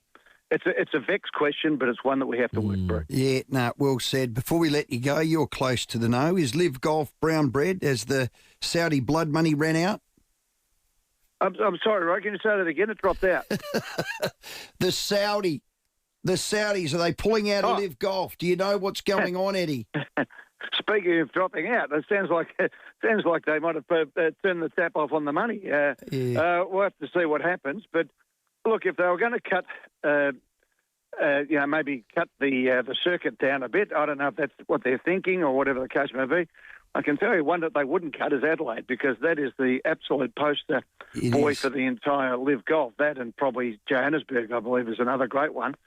But look, often we see in these situations, remember World Series cricket, that lasted for a few years, and then everyone went back to where it was, and they worked out a peace settlement. Super League versus the NRL back in the day, the same thing happened. Yep. So it's following a pretty tried and true trajectory on these things. A big noise at the start, and then either one or the other survives and goes on, and the other one usually peters out at some stage. So yeah, time will tell what happens. But hey, I'll tell you what Adelaide has done though. They have shown that they can put on a magnificent golf tournament, and I hope it continues for Adelaide's sake. But if not, well, there's plenty of other ways of doing it. But Adelaide has shown. I've gone to live golf for the last 2 years in Adelaide. I thought it was just fantastic. Oh, tell me this, Eddie. Did you go in a Lexus? Mate, the Lexus. I tell you what, had Jason Johnson been in a Lexus, had he been in a Lexus, no one would have heard anything because it's so quiet. It would have had comms that you could actually launch the space shuttle from, and no one would have known any difference. There would be no dogs barking in the background or anything else like that. And, of course, had they gone down to Harvey Norman Clearance Centre, well, you would have had the best computers, you would have had the best television screens. Everything would have been working beautifully. So here's the bottom line. The AFL should listen to you guys on 5AA into our segment, thanks to our great friends of Lexus of Adelaide and the Harvey Norman Clearance Centre, and all would be safe in the world. Well done, Eddie. Beautifully said, Eddie. Next week. Well done. Good stuff, mate. Eddie McGuire, our guest. Harvey Norman Clearance Centre, you heard it. They got dishwashers, TVs, more stock arriving all the time. Harvey Norman Clearance Centre, 919 Marion Road, Marion. Let's get to your traffic. It's 21 after 5. If you need a break, win a Grampians getaway worth over $3,000. Enter now. Visit grampians.com.au. Afternoon at Port Adelaide, a two-car crash, Commercial Road at Clare Street near Hungry Jack's. Kent Town, smash involving two cars and a truck onto Kettleville Terrace at Wakefield Street. And Cavan, multi-car crash has cleared up Port Wakefield Road near Churchill Road North, so shouldn't have too many delays through there tonight. Cameras, Commercial Road, Seaford and 6th Avenue at Joslin. 300,000 Australians homeless, 7.8 million Australians one meal a day. Feed the hungry, house Australians, newdeal.au. Authorised by Clive Palmer for the United Australia Party Gold Coast. Adelaide's most accurate traffic on 5AA. The 5AA Sports Show, Rowey and Timmy G. Crow's big man Riley O'Brien joins Rowey and Timmy G each week on the 5AA Sports Show. Find out what's going on at Westlakes. Thanks to Buy Urban Bathrooms and Kitchens Swear Jar Pledge. Riley O'Brien swears to bring you the latest Crows and AFL news. The future of driving is here at Solitaire Volkswagen with the all-electric Volkswagen ID4 and ID5 available now for immediate delivery. Combining cutting-edge technology, effortless performance and sleek design, they're built for a smarter way to move. Experience the next generation of driving today. For April only, purchase a Volkswagen ID5 and receive a complimentary accessory package valued at $1,000. T's and C's apply. Drive electric today at Solitaire Volkswagen, Hawthorne or Prospect. Bathroom Renovators Warehouse. Looking for a stunning new bathroom? Want the high-end look without spending a fortune? BRW can design and renovate your bathroom from start to finish at a budget that suits you. Visit our showroom today and see our beautiful new bathrooms on display. BRW, beautiful bathrooms at warehouse prices. 16 Research Road, Paraka. We are BRW, Bathroom Renovators Warehouse. Aren't you sick of it? Painters who don't show up, painters who are unreliable, painters who talk a big game but can't deliver. No license, no insurance, no accountability. At Adelaide Commercial Painters, we're a father and son's business built on trust, reliability and real experience. We show up, we do it right, and we stand by our work. So stop settling for less. Call Adelaide Commercial and Residential Painters today and see the difference for yourself. Introducing AFL Travel, the easiest way to follow your team around the country. From premium accommodation, flights and epic game day experiences, it's all wrapped into one easy package. Whether it's a weekend blockbuster or a once-in-a-lifetime showdown... He's kicked the goal!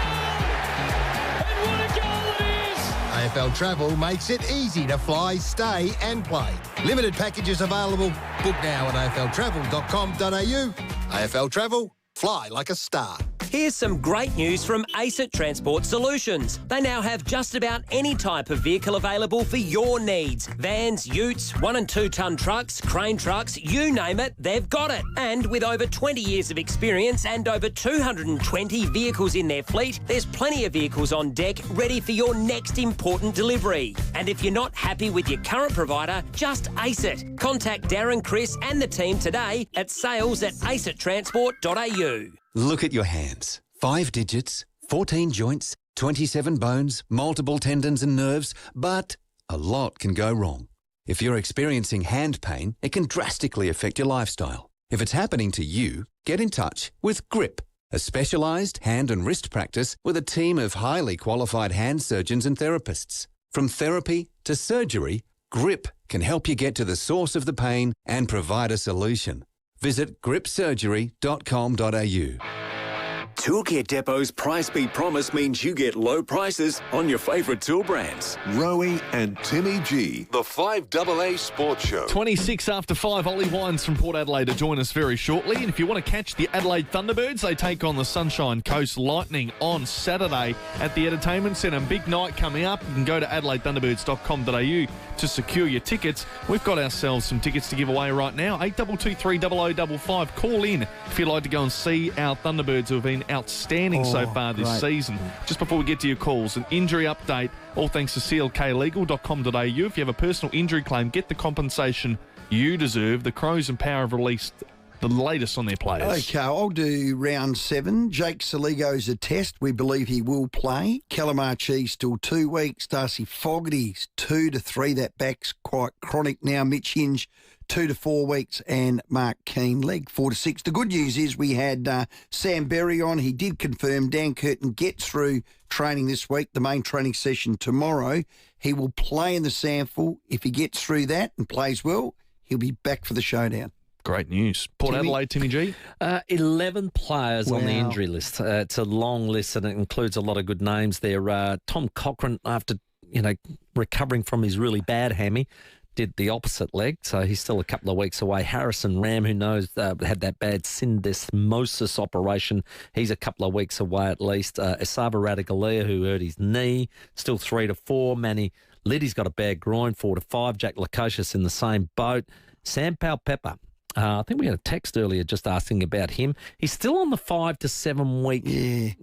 And that's just, it's conservative. Always, but also they monitor it. That's it. It's a weekly thing. No rush. As soon as they get back closer.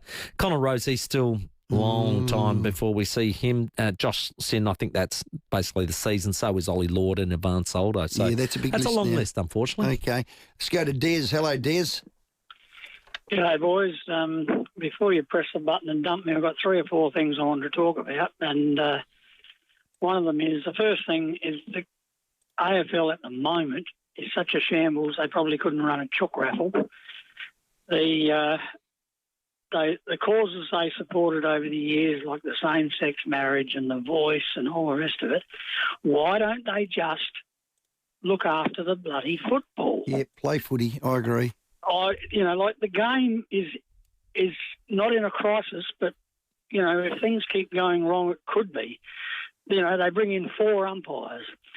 Having umpired for 30-odd years, I notice every week, whether I'm at a game or watching on TV, the umpire in control of the game is too close. He can't see what's going on. He's surrounded by people. And so then you've got a bloke 50 yards away paying free kicks. The whole thing has turned into a bloody joke. So the AFL's got to make sure the game is right, and then all these other things will take care of themselves. Yeah, well said, Des. Look, I said it in a little bit of an editorial at the start. If we've got a game that we all unanimously think in Australia is one of the greatest games ever invented and played, because it's so unique, 363, you got a kick, you got a handball, you got a mark, you got a kick through the sticks, all that sort of stuff. There's endurance, there's sprint, covers every aspect of the game. If you can if you can umpire it and govern it, that the players actually enjoy playing it. Now, right now they don't. I'm sure they say they would, because it's still competitive, but it's a harder game to play. If you've got coaches saying they're confused. And players go out that confuses it. So if the players enjoy it, we're certainly as fans going to enjoy it. So they're the two things we're trying to do. I don't think that's the mantra of the AFL. I think they're trying to appease too many people, too many things. And I know this head knock thing is scaring the living by jingos out of them, but just get it a great game to play, because it's still the greatest game. Just on umpiring, and that's what Des was last point was, about being too close. That's because you got 4. Yeah. Allow it to go back to 3, have some bit of space about you, and you know what? You also get less numbers means better quality. Yep. So they always say the AFL Grand Final's always well umpired because you've got the best umpires. So adding another one hasn't helped that cause. One little bit. And this is, to Des's point, maybe they're too close, but also the fact that you've got another one out there. So let's get back to 3 and get that right. We need better consistency. And again, where is the subcommittee working on these issues? Well, have your say, 8223 0000. Ollie Wines to join us after the headlines. Rowey and Timmy G, the 5AA Sports Show.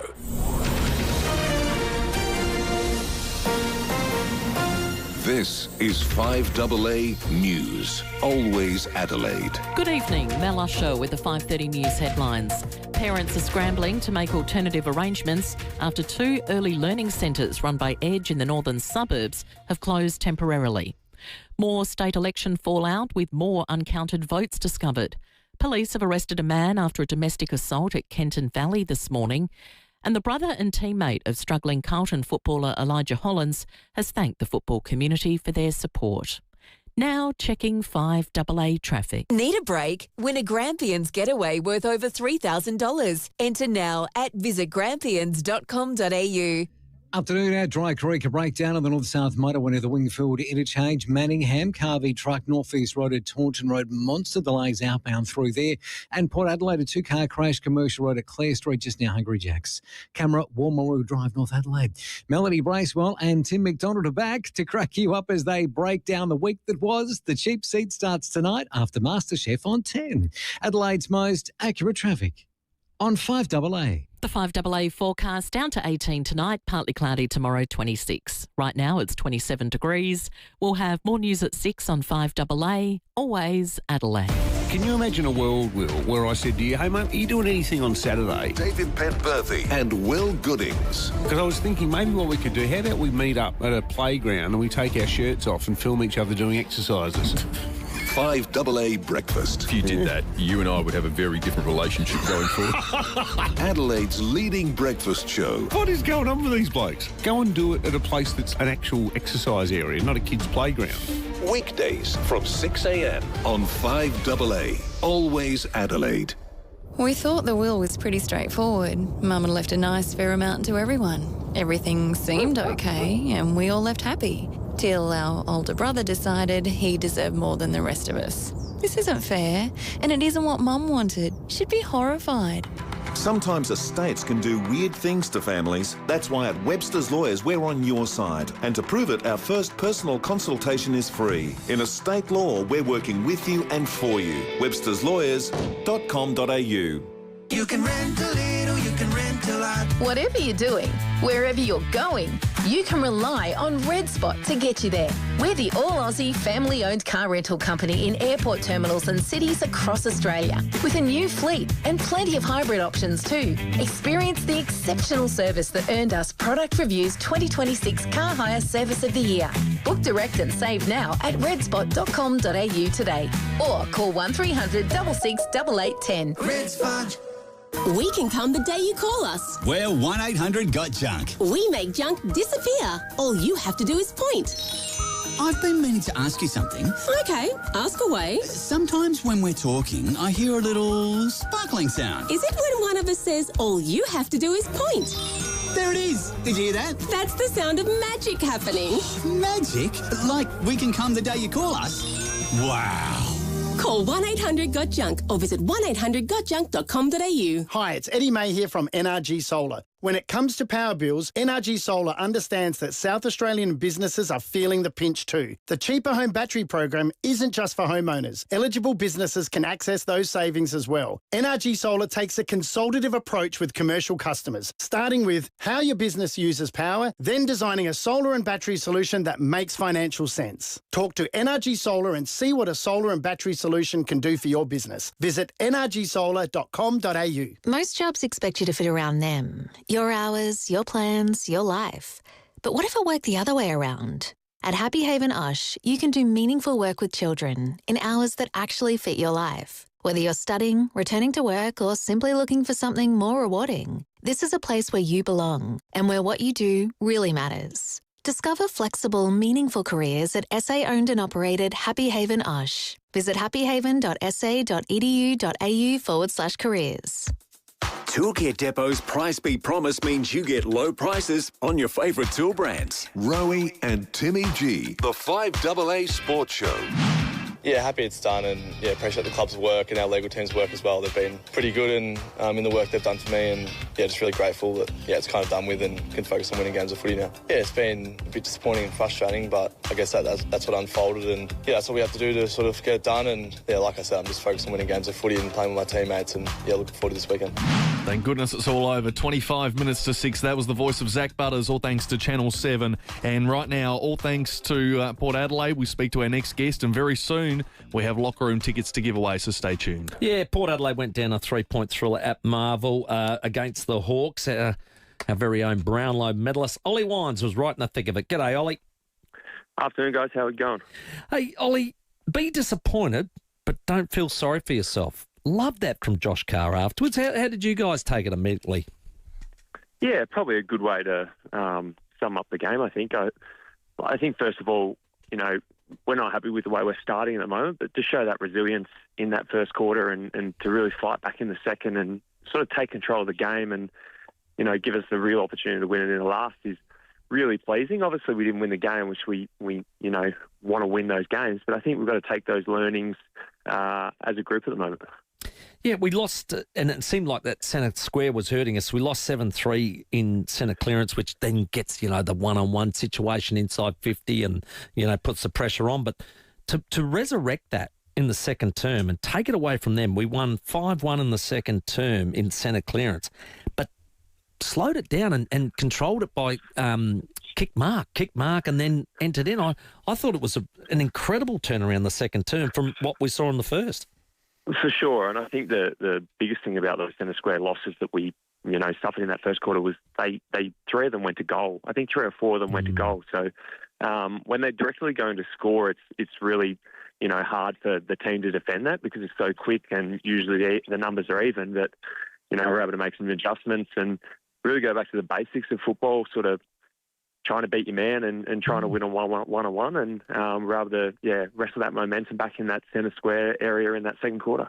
Yeah, it always sort of comes back to contested possession, if you like. And I heard Josh interviewed a couple of weeks ago and they sort of said, do you want to be a team that scores from stoppage or do you want to be a team that scores from turnover? And he said, I want to be 50-50.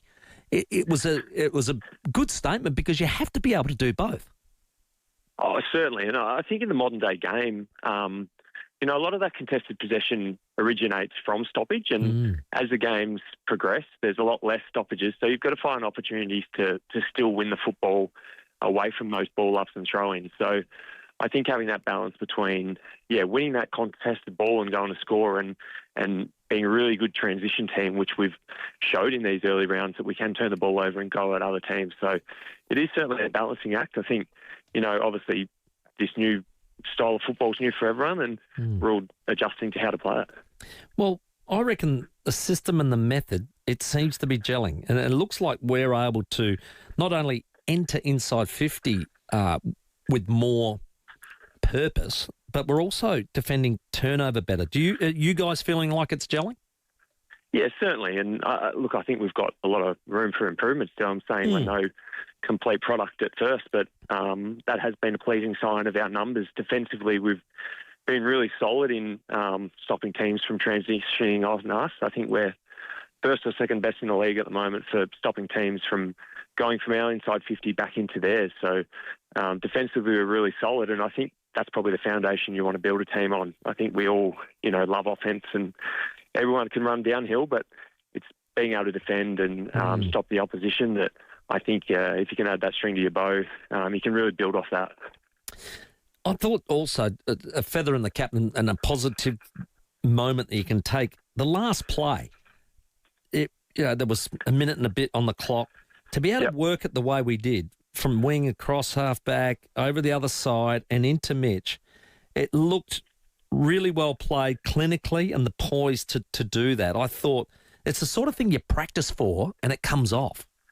Yeah, definitely. And I think of two guys involved in that chain, Logan Evans and Joe Berry, I think were in that. The young developing players that showed a lot of maturity in that moment under a lot of pressure where, your first instinct's probably to blaze it away and get the ball forward, but they showed a lot of composure and were able to find a mark inside 50, and albeit the goal didn't go through, but giving ourselves that opportunity is going to work in the future. Yeah, we had the last say in the game, Ollie. Can I just change tack a tad? This Zack Butters affair is what we've called it. What a joke. What a joke that turned out to be, Ollie.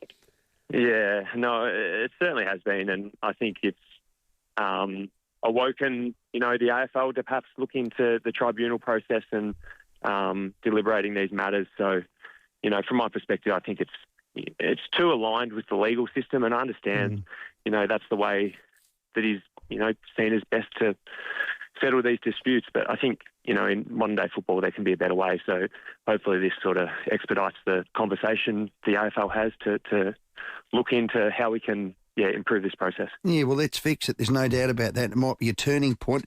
Do you feel it's still unresolved, or are you happy that the appeal was over legal grounds and thrown out? You're not tarnished with anything. Do you feel it's unresolved, Ollie?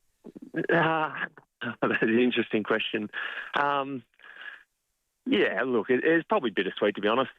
We would have liked to win it at the tribunal, but obviously overturned on a technicality, and Zack doesn't have that fine and doesn't have that against his record. And, at the end of the day, we know what took place from our perspective, and we've been honest and open from day one about that. And, perhaps it was the legal process, the sort of deposition on the stage, almost getting picked apart by the prosecutor that,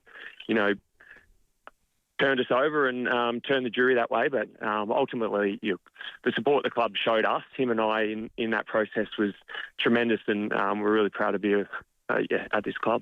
Yeah.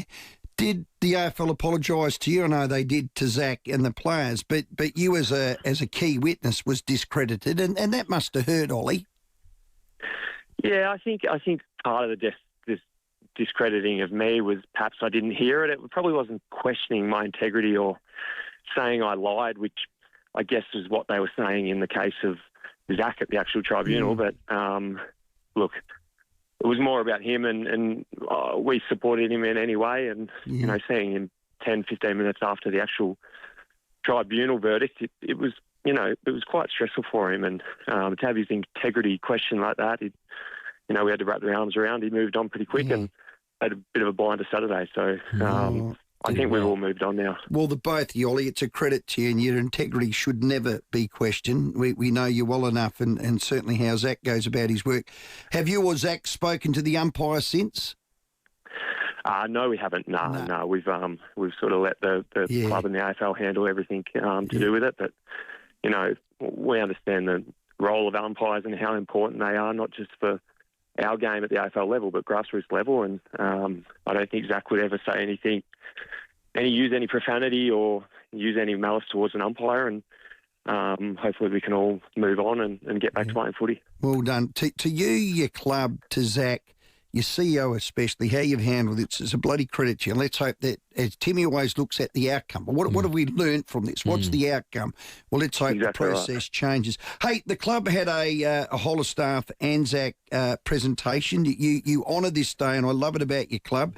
Greg Quinn is the son of Bob, and he was interviewed by Timmy. How did that go today down there, Ollie? Yeah, be careful, Ollie. It was brilliant. Timmy, you're on fire, and you're able to bring out Greg's personality and get him to tell some stories about his dad. And it was really good to hear some of those stories that, I've heard them. I've been, at the club for 13 years, but a lot of the guys, 18, 19, 20-year-olds haven't. And to be able to relate that to our footy club and relate to that, to how important this game is for a lot of people. And, it was really good to hear the stories of courage and resilience he showed when he came back and won the McGuire. So it was a special day at the footy club. And, we like to think we do this game pretty well. We've had it for 22 years in a row now and hope to have it for many more.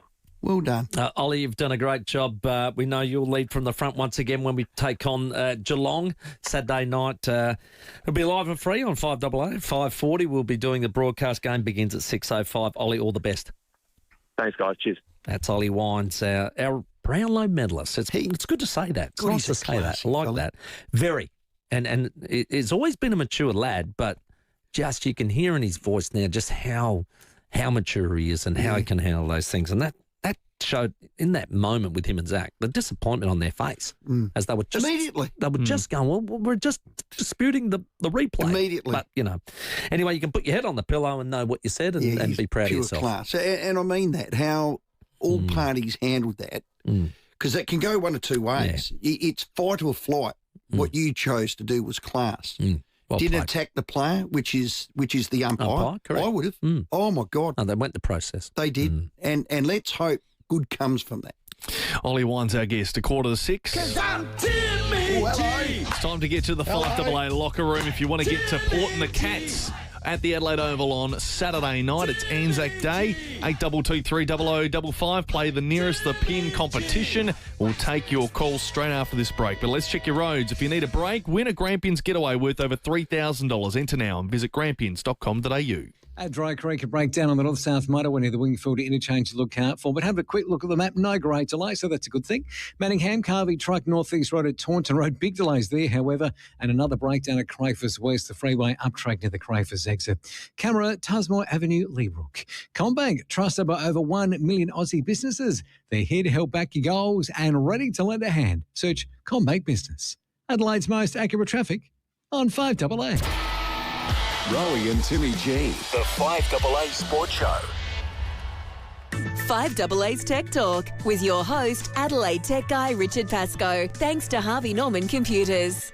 All right, if you've been thinking about upgrading your laptop, now's actually a very smart time to do it. Harvey Norman has up to 25% off selected big brand laptops, and there are some genuinely strong deals in there. For example, the Acer Aspire Go with an Intel Core 5 processor is down to $628. That's a $270 saving. The Lenovo IdeaPad Slim 3 Copilot Plus is $998, saving you $400. And the HP OmniBook X Flip 14, a really versatile 2-in-1, now $1,498, save $400. So whether it's work, study, or just something faster and more reliable, it's worth a look. Best range, best brands, best prices, up to 25% off selected laptops at Harvey Norman now. Conditions apply. Check out this great offer at a Harvey Norman store near you.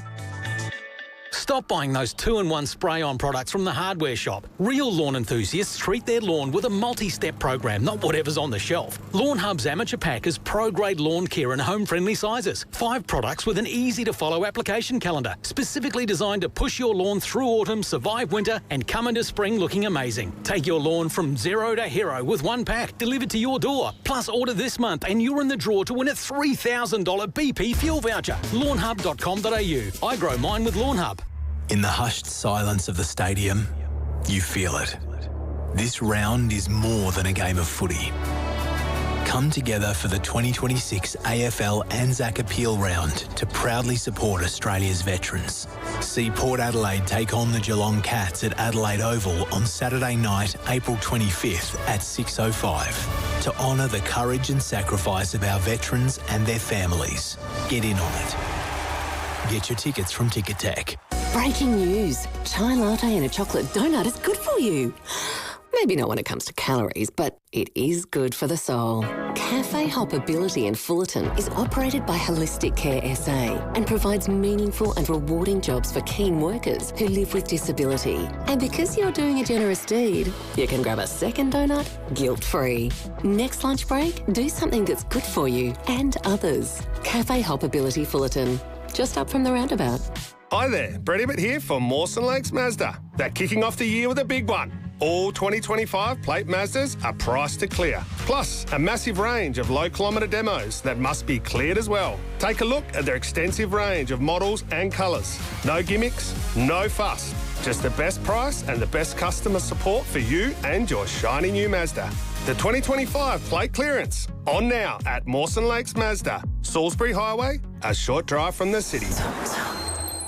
Toolkit Depot's Price Beat Promise means you get low prices on your favourite tool brands. Rowey and Timmy G, the 5AA Sports Show. It's 11 to 6 on this Tuesday night. Kai Allen to join us. That's South Aussie's Supercars driver and now Supercars winner after he had a great weekend in Christchurch in New Zealand. But right now we want Port Adelaide supporters to be a part of our comp. We want to send to the locker room.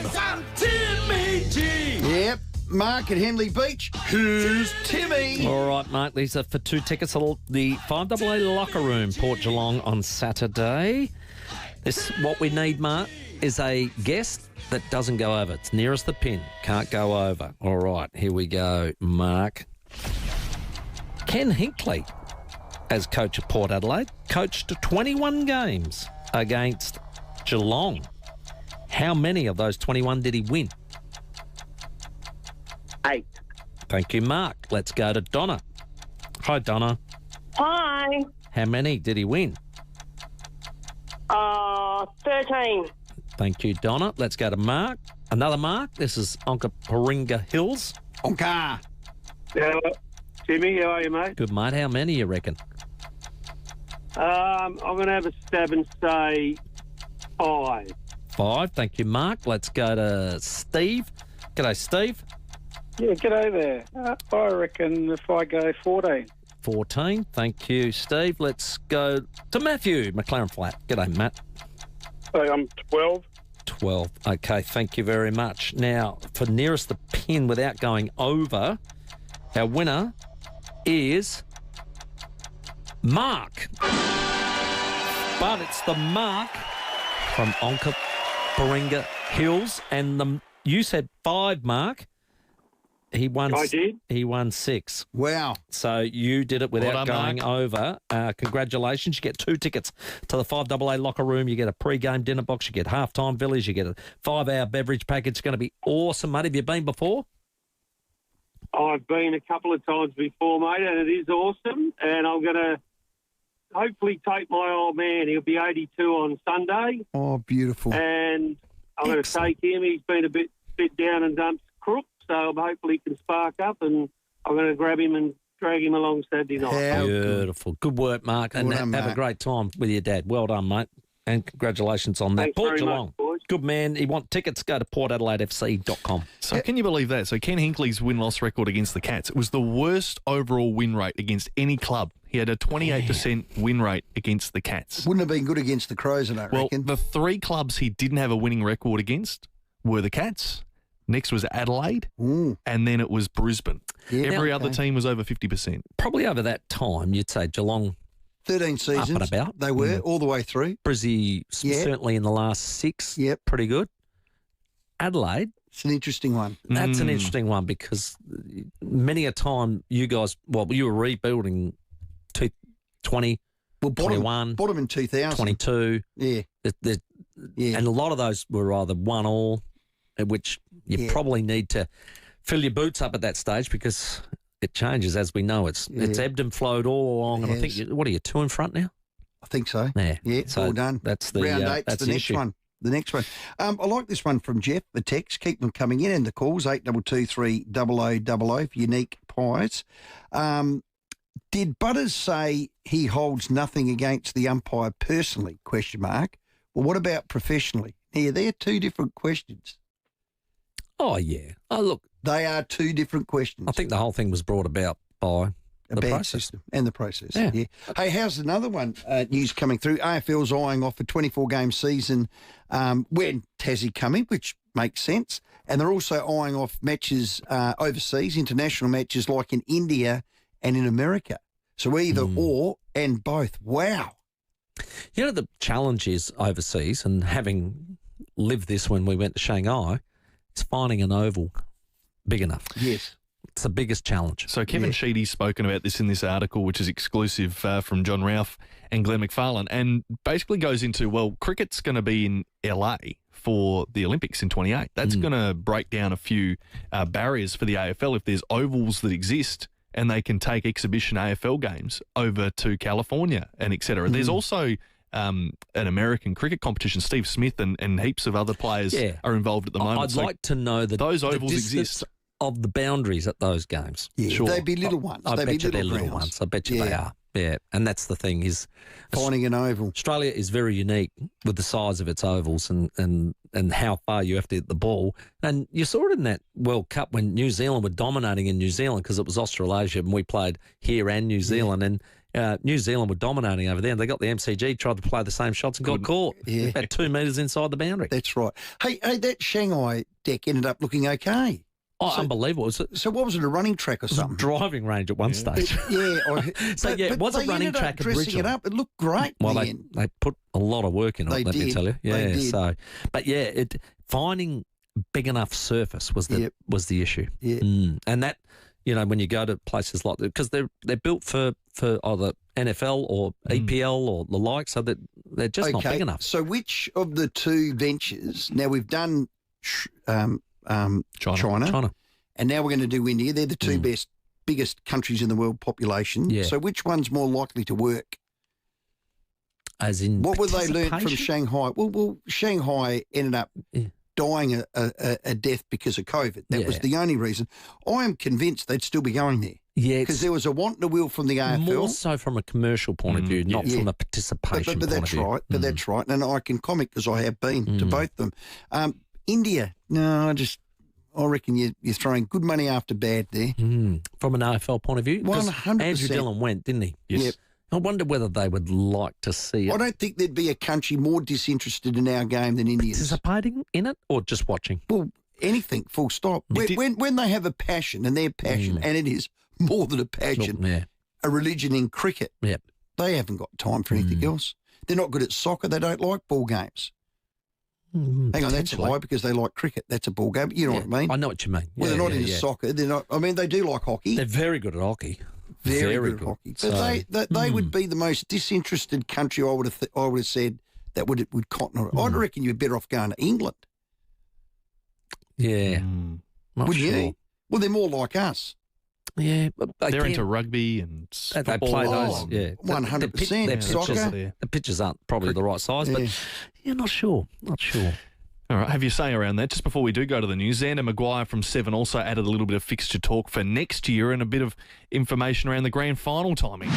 And the AFL is in the latter stages of confirming an October grand final for next season. The 150th anniversary test between Australia and England will be played at the MCG between the 11th and 15th of March. The league's preferred route at this stage to deal with the unavailability of the G is to move the season back by at least 1 week. The fixture will be finalised in the next couple of weeks with meetings with key stakeholders to come.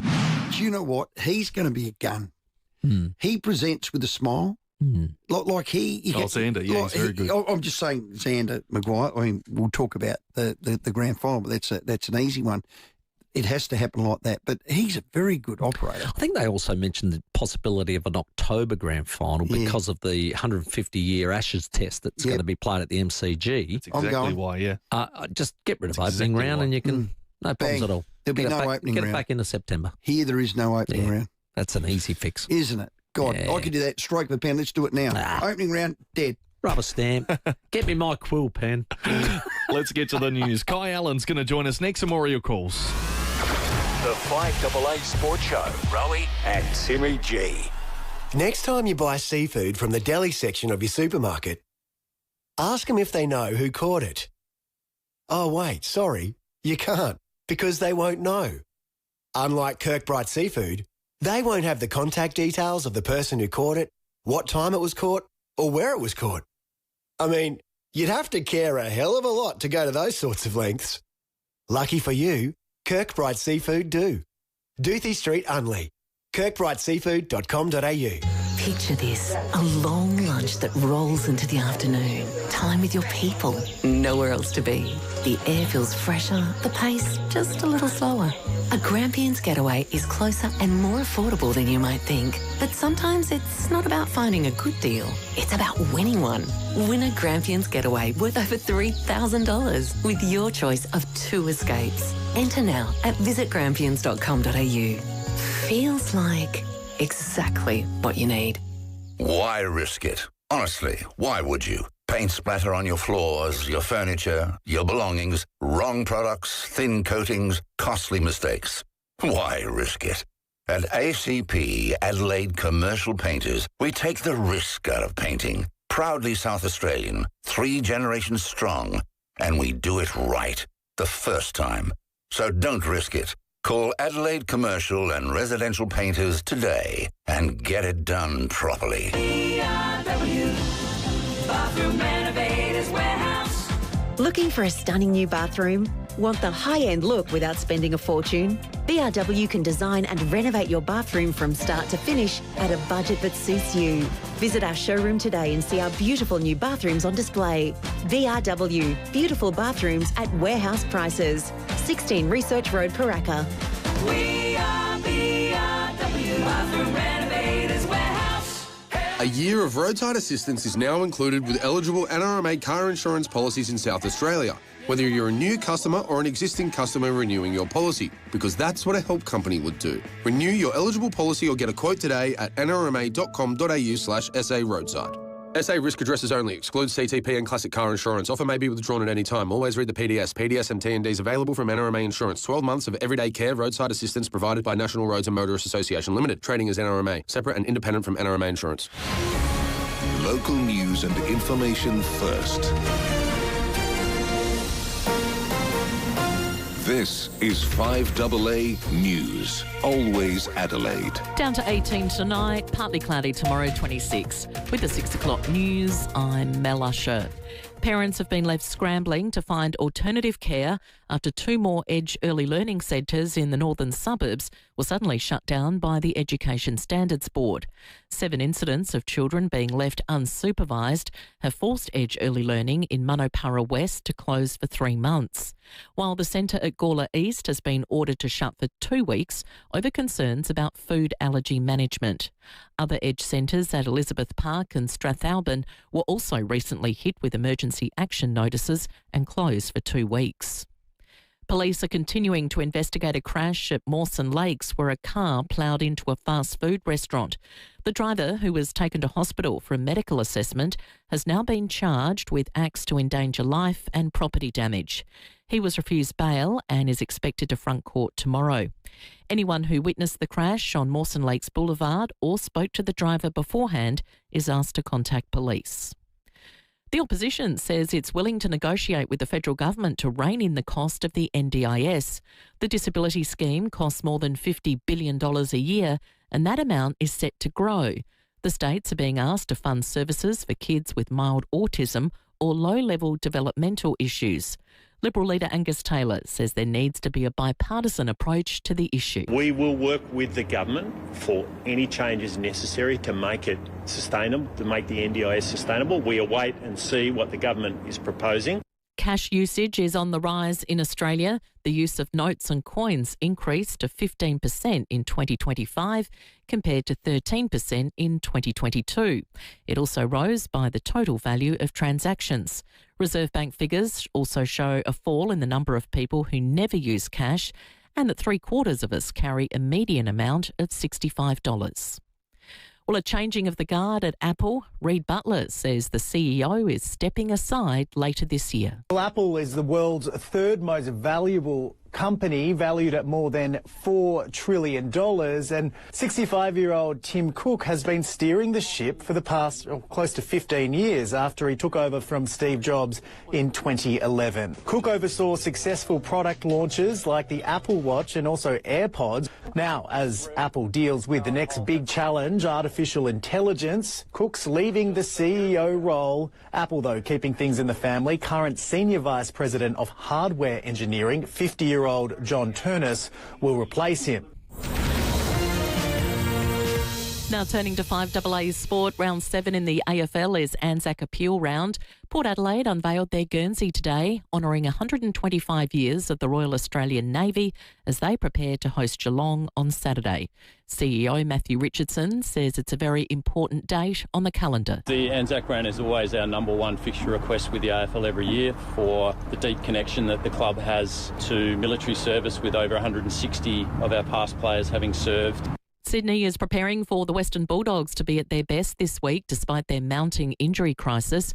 Bulldogs captain Marcus Bontempelli is in doubt for Thursday night's clash at Marvel Stadium due to knee soreness. They've already lost Sam Darcy, Tom Liberatore and James O'Donnell since last week's thumping loss to the Cats. There's a bromance between a tennis great and a cricket legend. Novak Djokovic speaking about his friend Virat Kohli on the red carpet at the 2026 Laureus World Sports Awards. He's actually, to be honest, the reason why I started following cricket. You know, we keep in touch, and hopefully when I come to India, hopefully he can join, and then we could do, you know, a little bit of tennis, a little bit of cricket, and have fun, and just spread positive, good vibes with people and celebrate sport. Now checking 5AA traffic. Need a break? Win a Grampians getaway worth over $3,000. Enter now at visitgrampians.com.au. Breakdown getting sorted at the moment at Dry Creek, the north-south motorway at the Wingfield interchange of good news, and great delays there. Also delays are clearing with that Carvey truck at Manningham, north-east road at Taunton Road, but still got that burst water main to look out for at Medindy Gardens, Nottage Terrace near Main North Road. Camera, Port Road, Aldinga. Go blue to end bullying on Do It For Dolly Day, Friday, May 8. Wear blue, get involved and make a donation at doitfordollyday.org.au. Adelaide's most accurate traffic on 5AA. Now the 5AA forecast. Get the Toyota Forklift Advantage. Visit toyotamaterialhandling.com.au. Down to 18 tonight, partly cloudy tomorrow 26, Thursday sunny and 28, Friday mostly sunny 27. Right now it's 25 degrees. Now let's hear what's happening on 9 News tonight. Thank you, I'm Brenton Raglis. Tonight, the troubled Edge childcare chain has been forced to close 2 centres at Manapara West and Gawler East, with an investigation now underway by the Education Standards Board. And 2 dogs, lost for 5 weeks, have finally been found stranded on an island in the River Murray. Don't worry, you haven't missed the news. Start over on 9 now as soon as you're home. Setting the agenda for South Australia. This is 5AA, always Adelaide. Toolkit Depot's Price Beat Promise means you get low prices on your favourite tool brands. Rowey and Timmy G, the 5AA Sports Show. It's 6 after 6 on this Tuesday night. Still heaps of time for your calls. 8223 0000 is our number. Get involved with the program. We're going to speak to someone now who has achieved something fantastic over the weekend. Chased down by a champion, one of the best our sport has seen in recent history. And this rookie has dealt with the pressure like a seasoned professional. Final turn at Ruapuna, and the first race on the South Island of New Zealand is one to remember. It's a first Repco Supercars win for Kai Allen. Yeah, well, South Aussie Kai Allen, he wins his first ever Supercars race. We heard that it was in Christchurch. Well, he held off Brodie Kostecki too, which was great. He was called a seasoned professional. Kai, congratulations. Thank you so much, mate. It was very special, and thanks for having me. Well, holding off a Kiwi on his own track's pretty damn good because he goes all right, Brodie Kostecki. Could you see him in your rear view mirror? Yeah, mate. Could see him. I could feel him hit me up the clacker. So it was pretty nerve-wracking. But, yeah, he's given me a rough time, especially with the pressure tyres that he had. We did a bit of a bold strategy to get the track position, get in front of him, and then, yeah, just obviously didn't have the grip that he had and just had to hold him off. But, yeah, did a good job and it all paid off. So I'm absolutely stoked to get that win. Well, what's it mean to you, Kai? You're still a young lad. Remember having you in the studio here. You looked about 15. Yeah. Yep. Well, you are baby face. You're only 20. I mean, we're that proud of you, mate. What's it mean to you?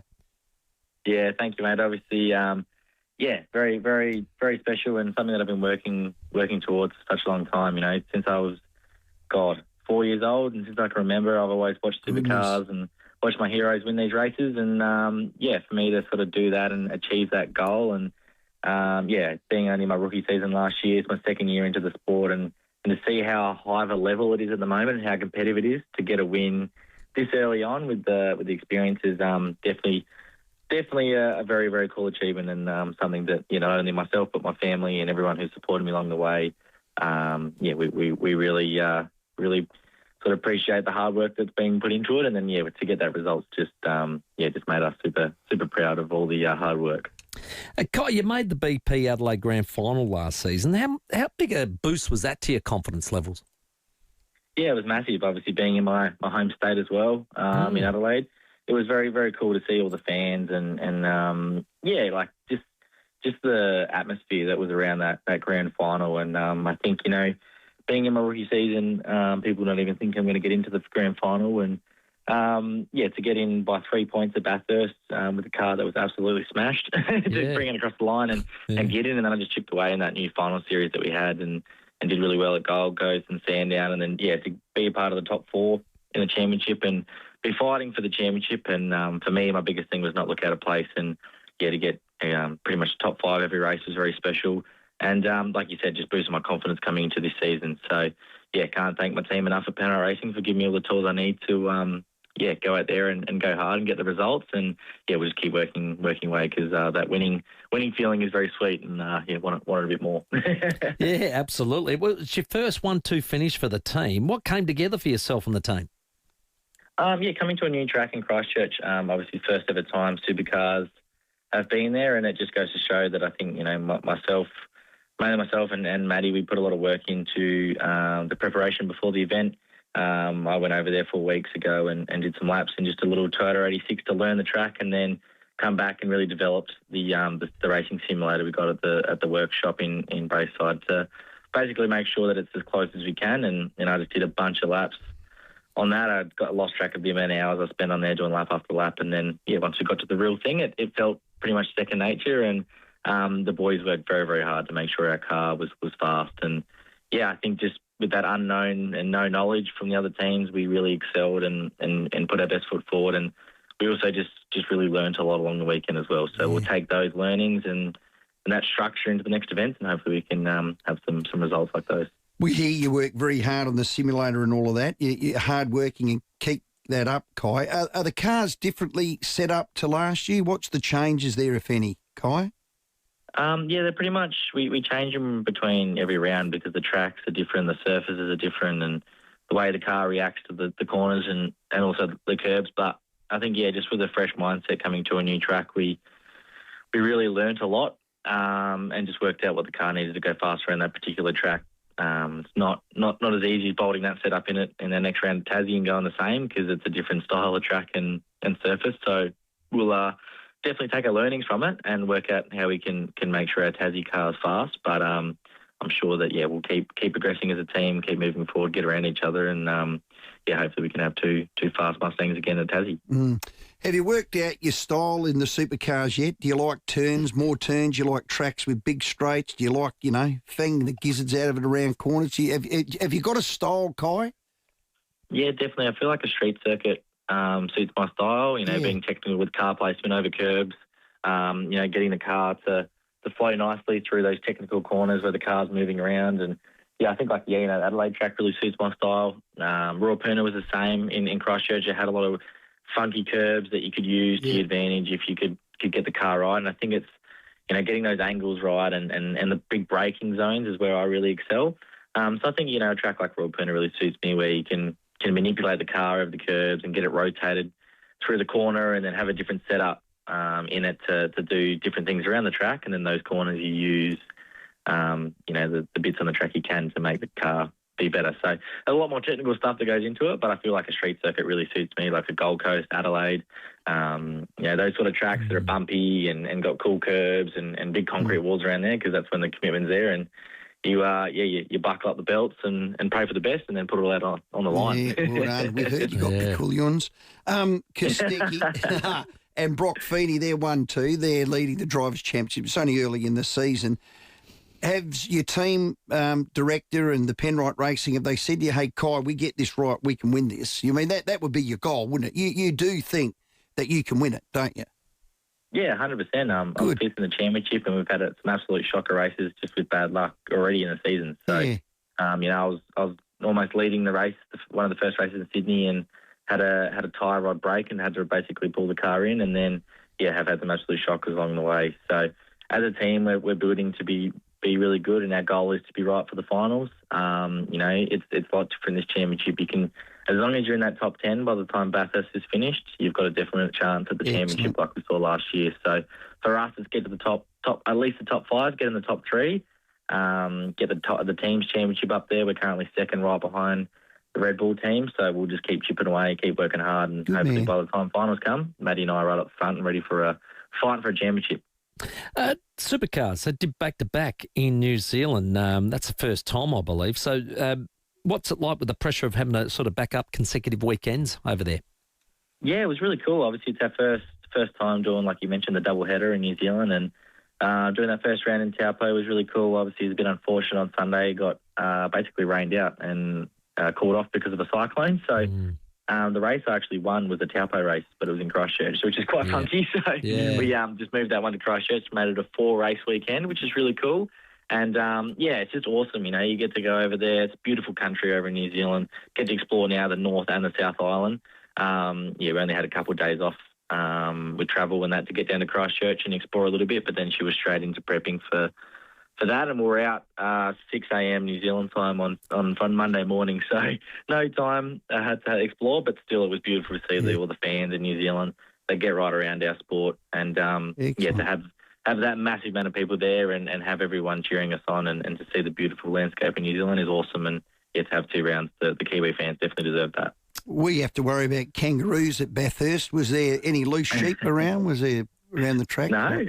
I nearly hit a kangaroo at Bathurst last year, but thank God you didn't nearly hit any sheep. So, it's pretty good over there.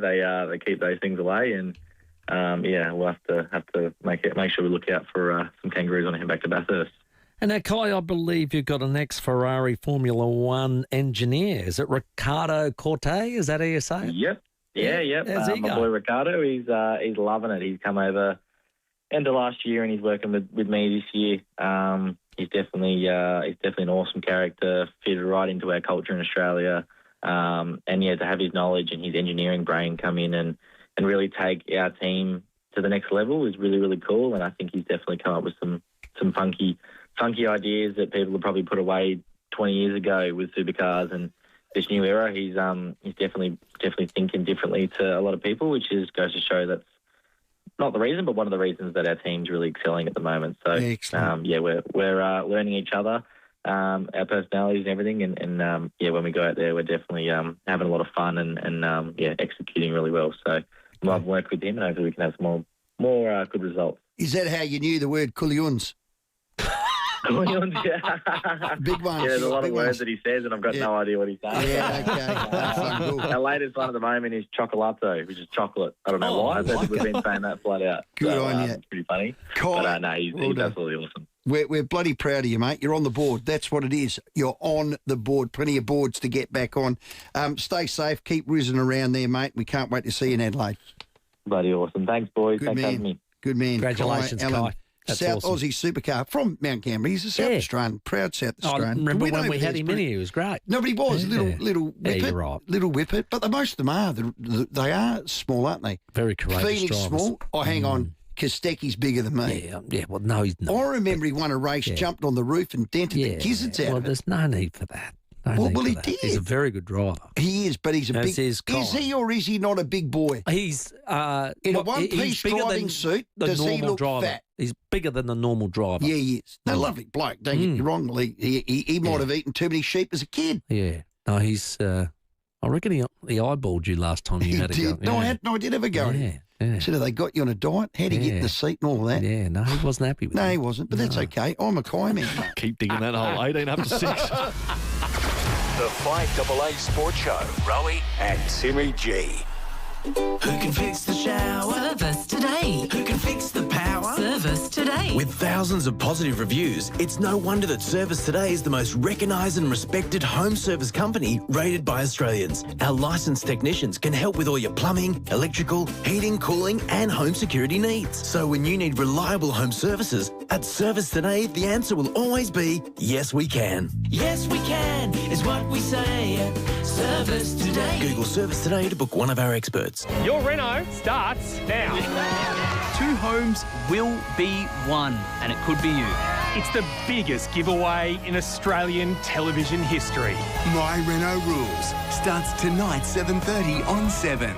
Go Vita, your local health food shops. With 40 years health and wellness experience and over 300 natural health practitioners specialising in you. Hi, I'm Ali from Go Vita Marion and Colonnades. Organic Road maple syrup is a premium A-grade Canadian certified organic maple syrup, perfect over pancakes or stirred into your favourite recipes. Now 15% off, just $11.65 for 250ml. Go Vita, Colonnades, Fairview Green, Marion, Mount Barker, Semaphore and Tanunda. With Let's Get Care, get more control to design your day, get more choice to pick the support that suits you, and get $1,000 more value for your supported home package when you join today. Search Let's Get Care. Ends June 30. New customers only. T's and C's apply. The things you value deserve the best protection. Your car, your tools, your weekend projects. Alpha Industries garages and sheds will keep them safe from rain, hail and the harsh Australian sun. Made from genuine Australian blue scope steel and fully welded for strength and durability, built with you in mind. South Australian owned and operated for over 40 years, Alpha Industries builds garages and sheds that work as hard as you do. Explore the range and ask for a quote today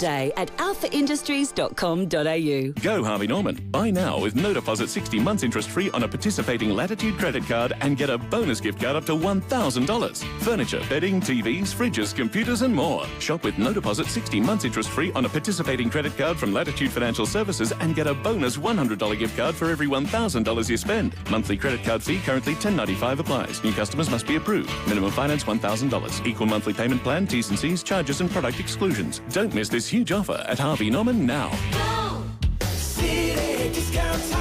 Get saving now with City Discount Tyres. We're offering great deals on the world's top brands in tyres, wheels, suspension and parts. Suitable for four-wheel drives, SUVs and passenger cars, including Falcon, Michelin, Pirelli, Kumho, Hankook and many more. Finance options available. Search citydiscounttires.com.au and locate your nearest dealer today. City Discount Tyres. We're driven by value.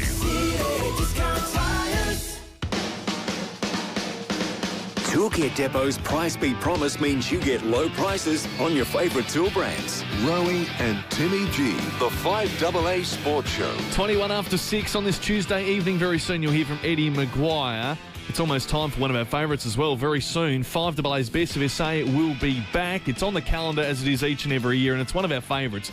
It is celebrating 50 years of 5AA this year, which is awesome. And we're giving you the opportunity for the first time ever to purchase tickets to join us on the night. There will still be chances for you throughout the next few weeks to win tickets too on air.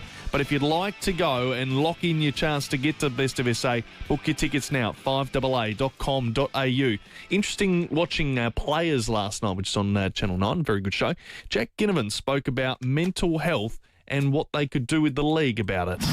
Obviously for Dawson this week, it's been a tragic event, and hopefully he's got so many people around him because, you know, all of us players are sending him love. And then the Elijah stuff, he was in my draft and was mates with him through under 17 and 18s, and yeah, just sending my love to him and his family. It's obviously a difficult time with all the stuff going on, but yeah, first and foremost, we want to put players' mental health at the front of mind. And I know Baz touched on it, but a mental health round would be so epic, and I know players who I've spoken to was big advocates for that. So, yeah, that'd be nice. I don't know.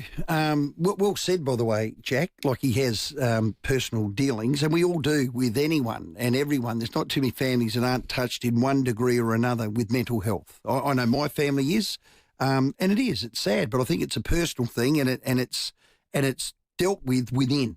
And I like that, and call me old school. But we've got Gather Round, which is different, Anzac Round, Good Friday Round, King's Birthday Round, we've got Indigenous Round. I think if you're all things to all people, you end up standing for everything, but you end up basically standing for nothing. Because if you try to stand for everything, Timmy, you stand for nothing.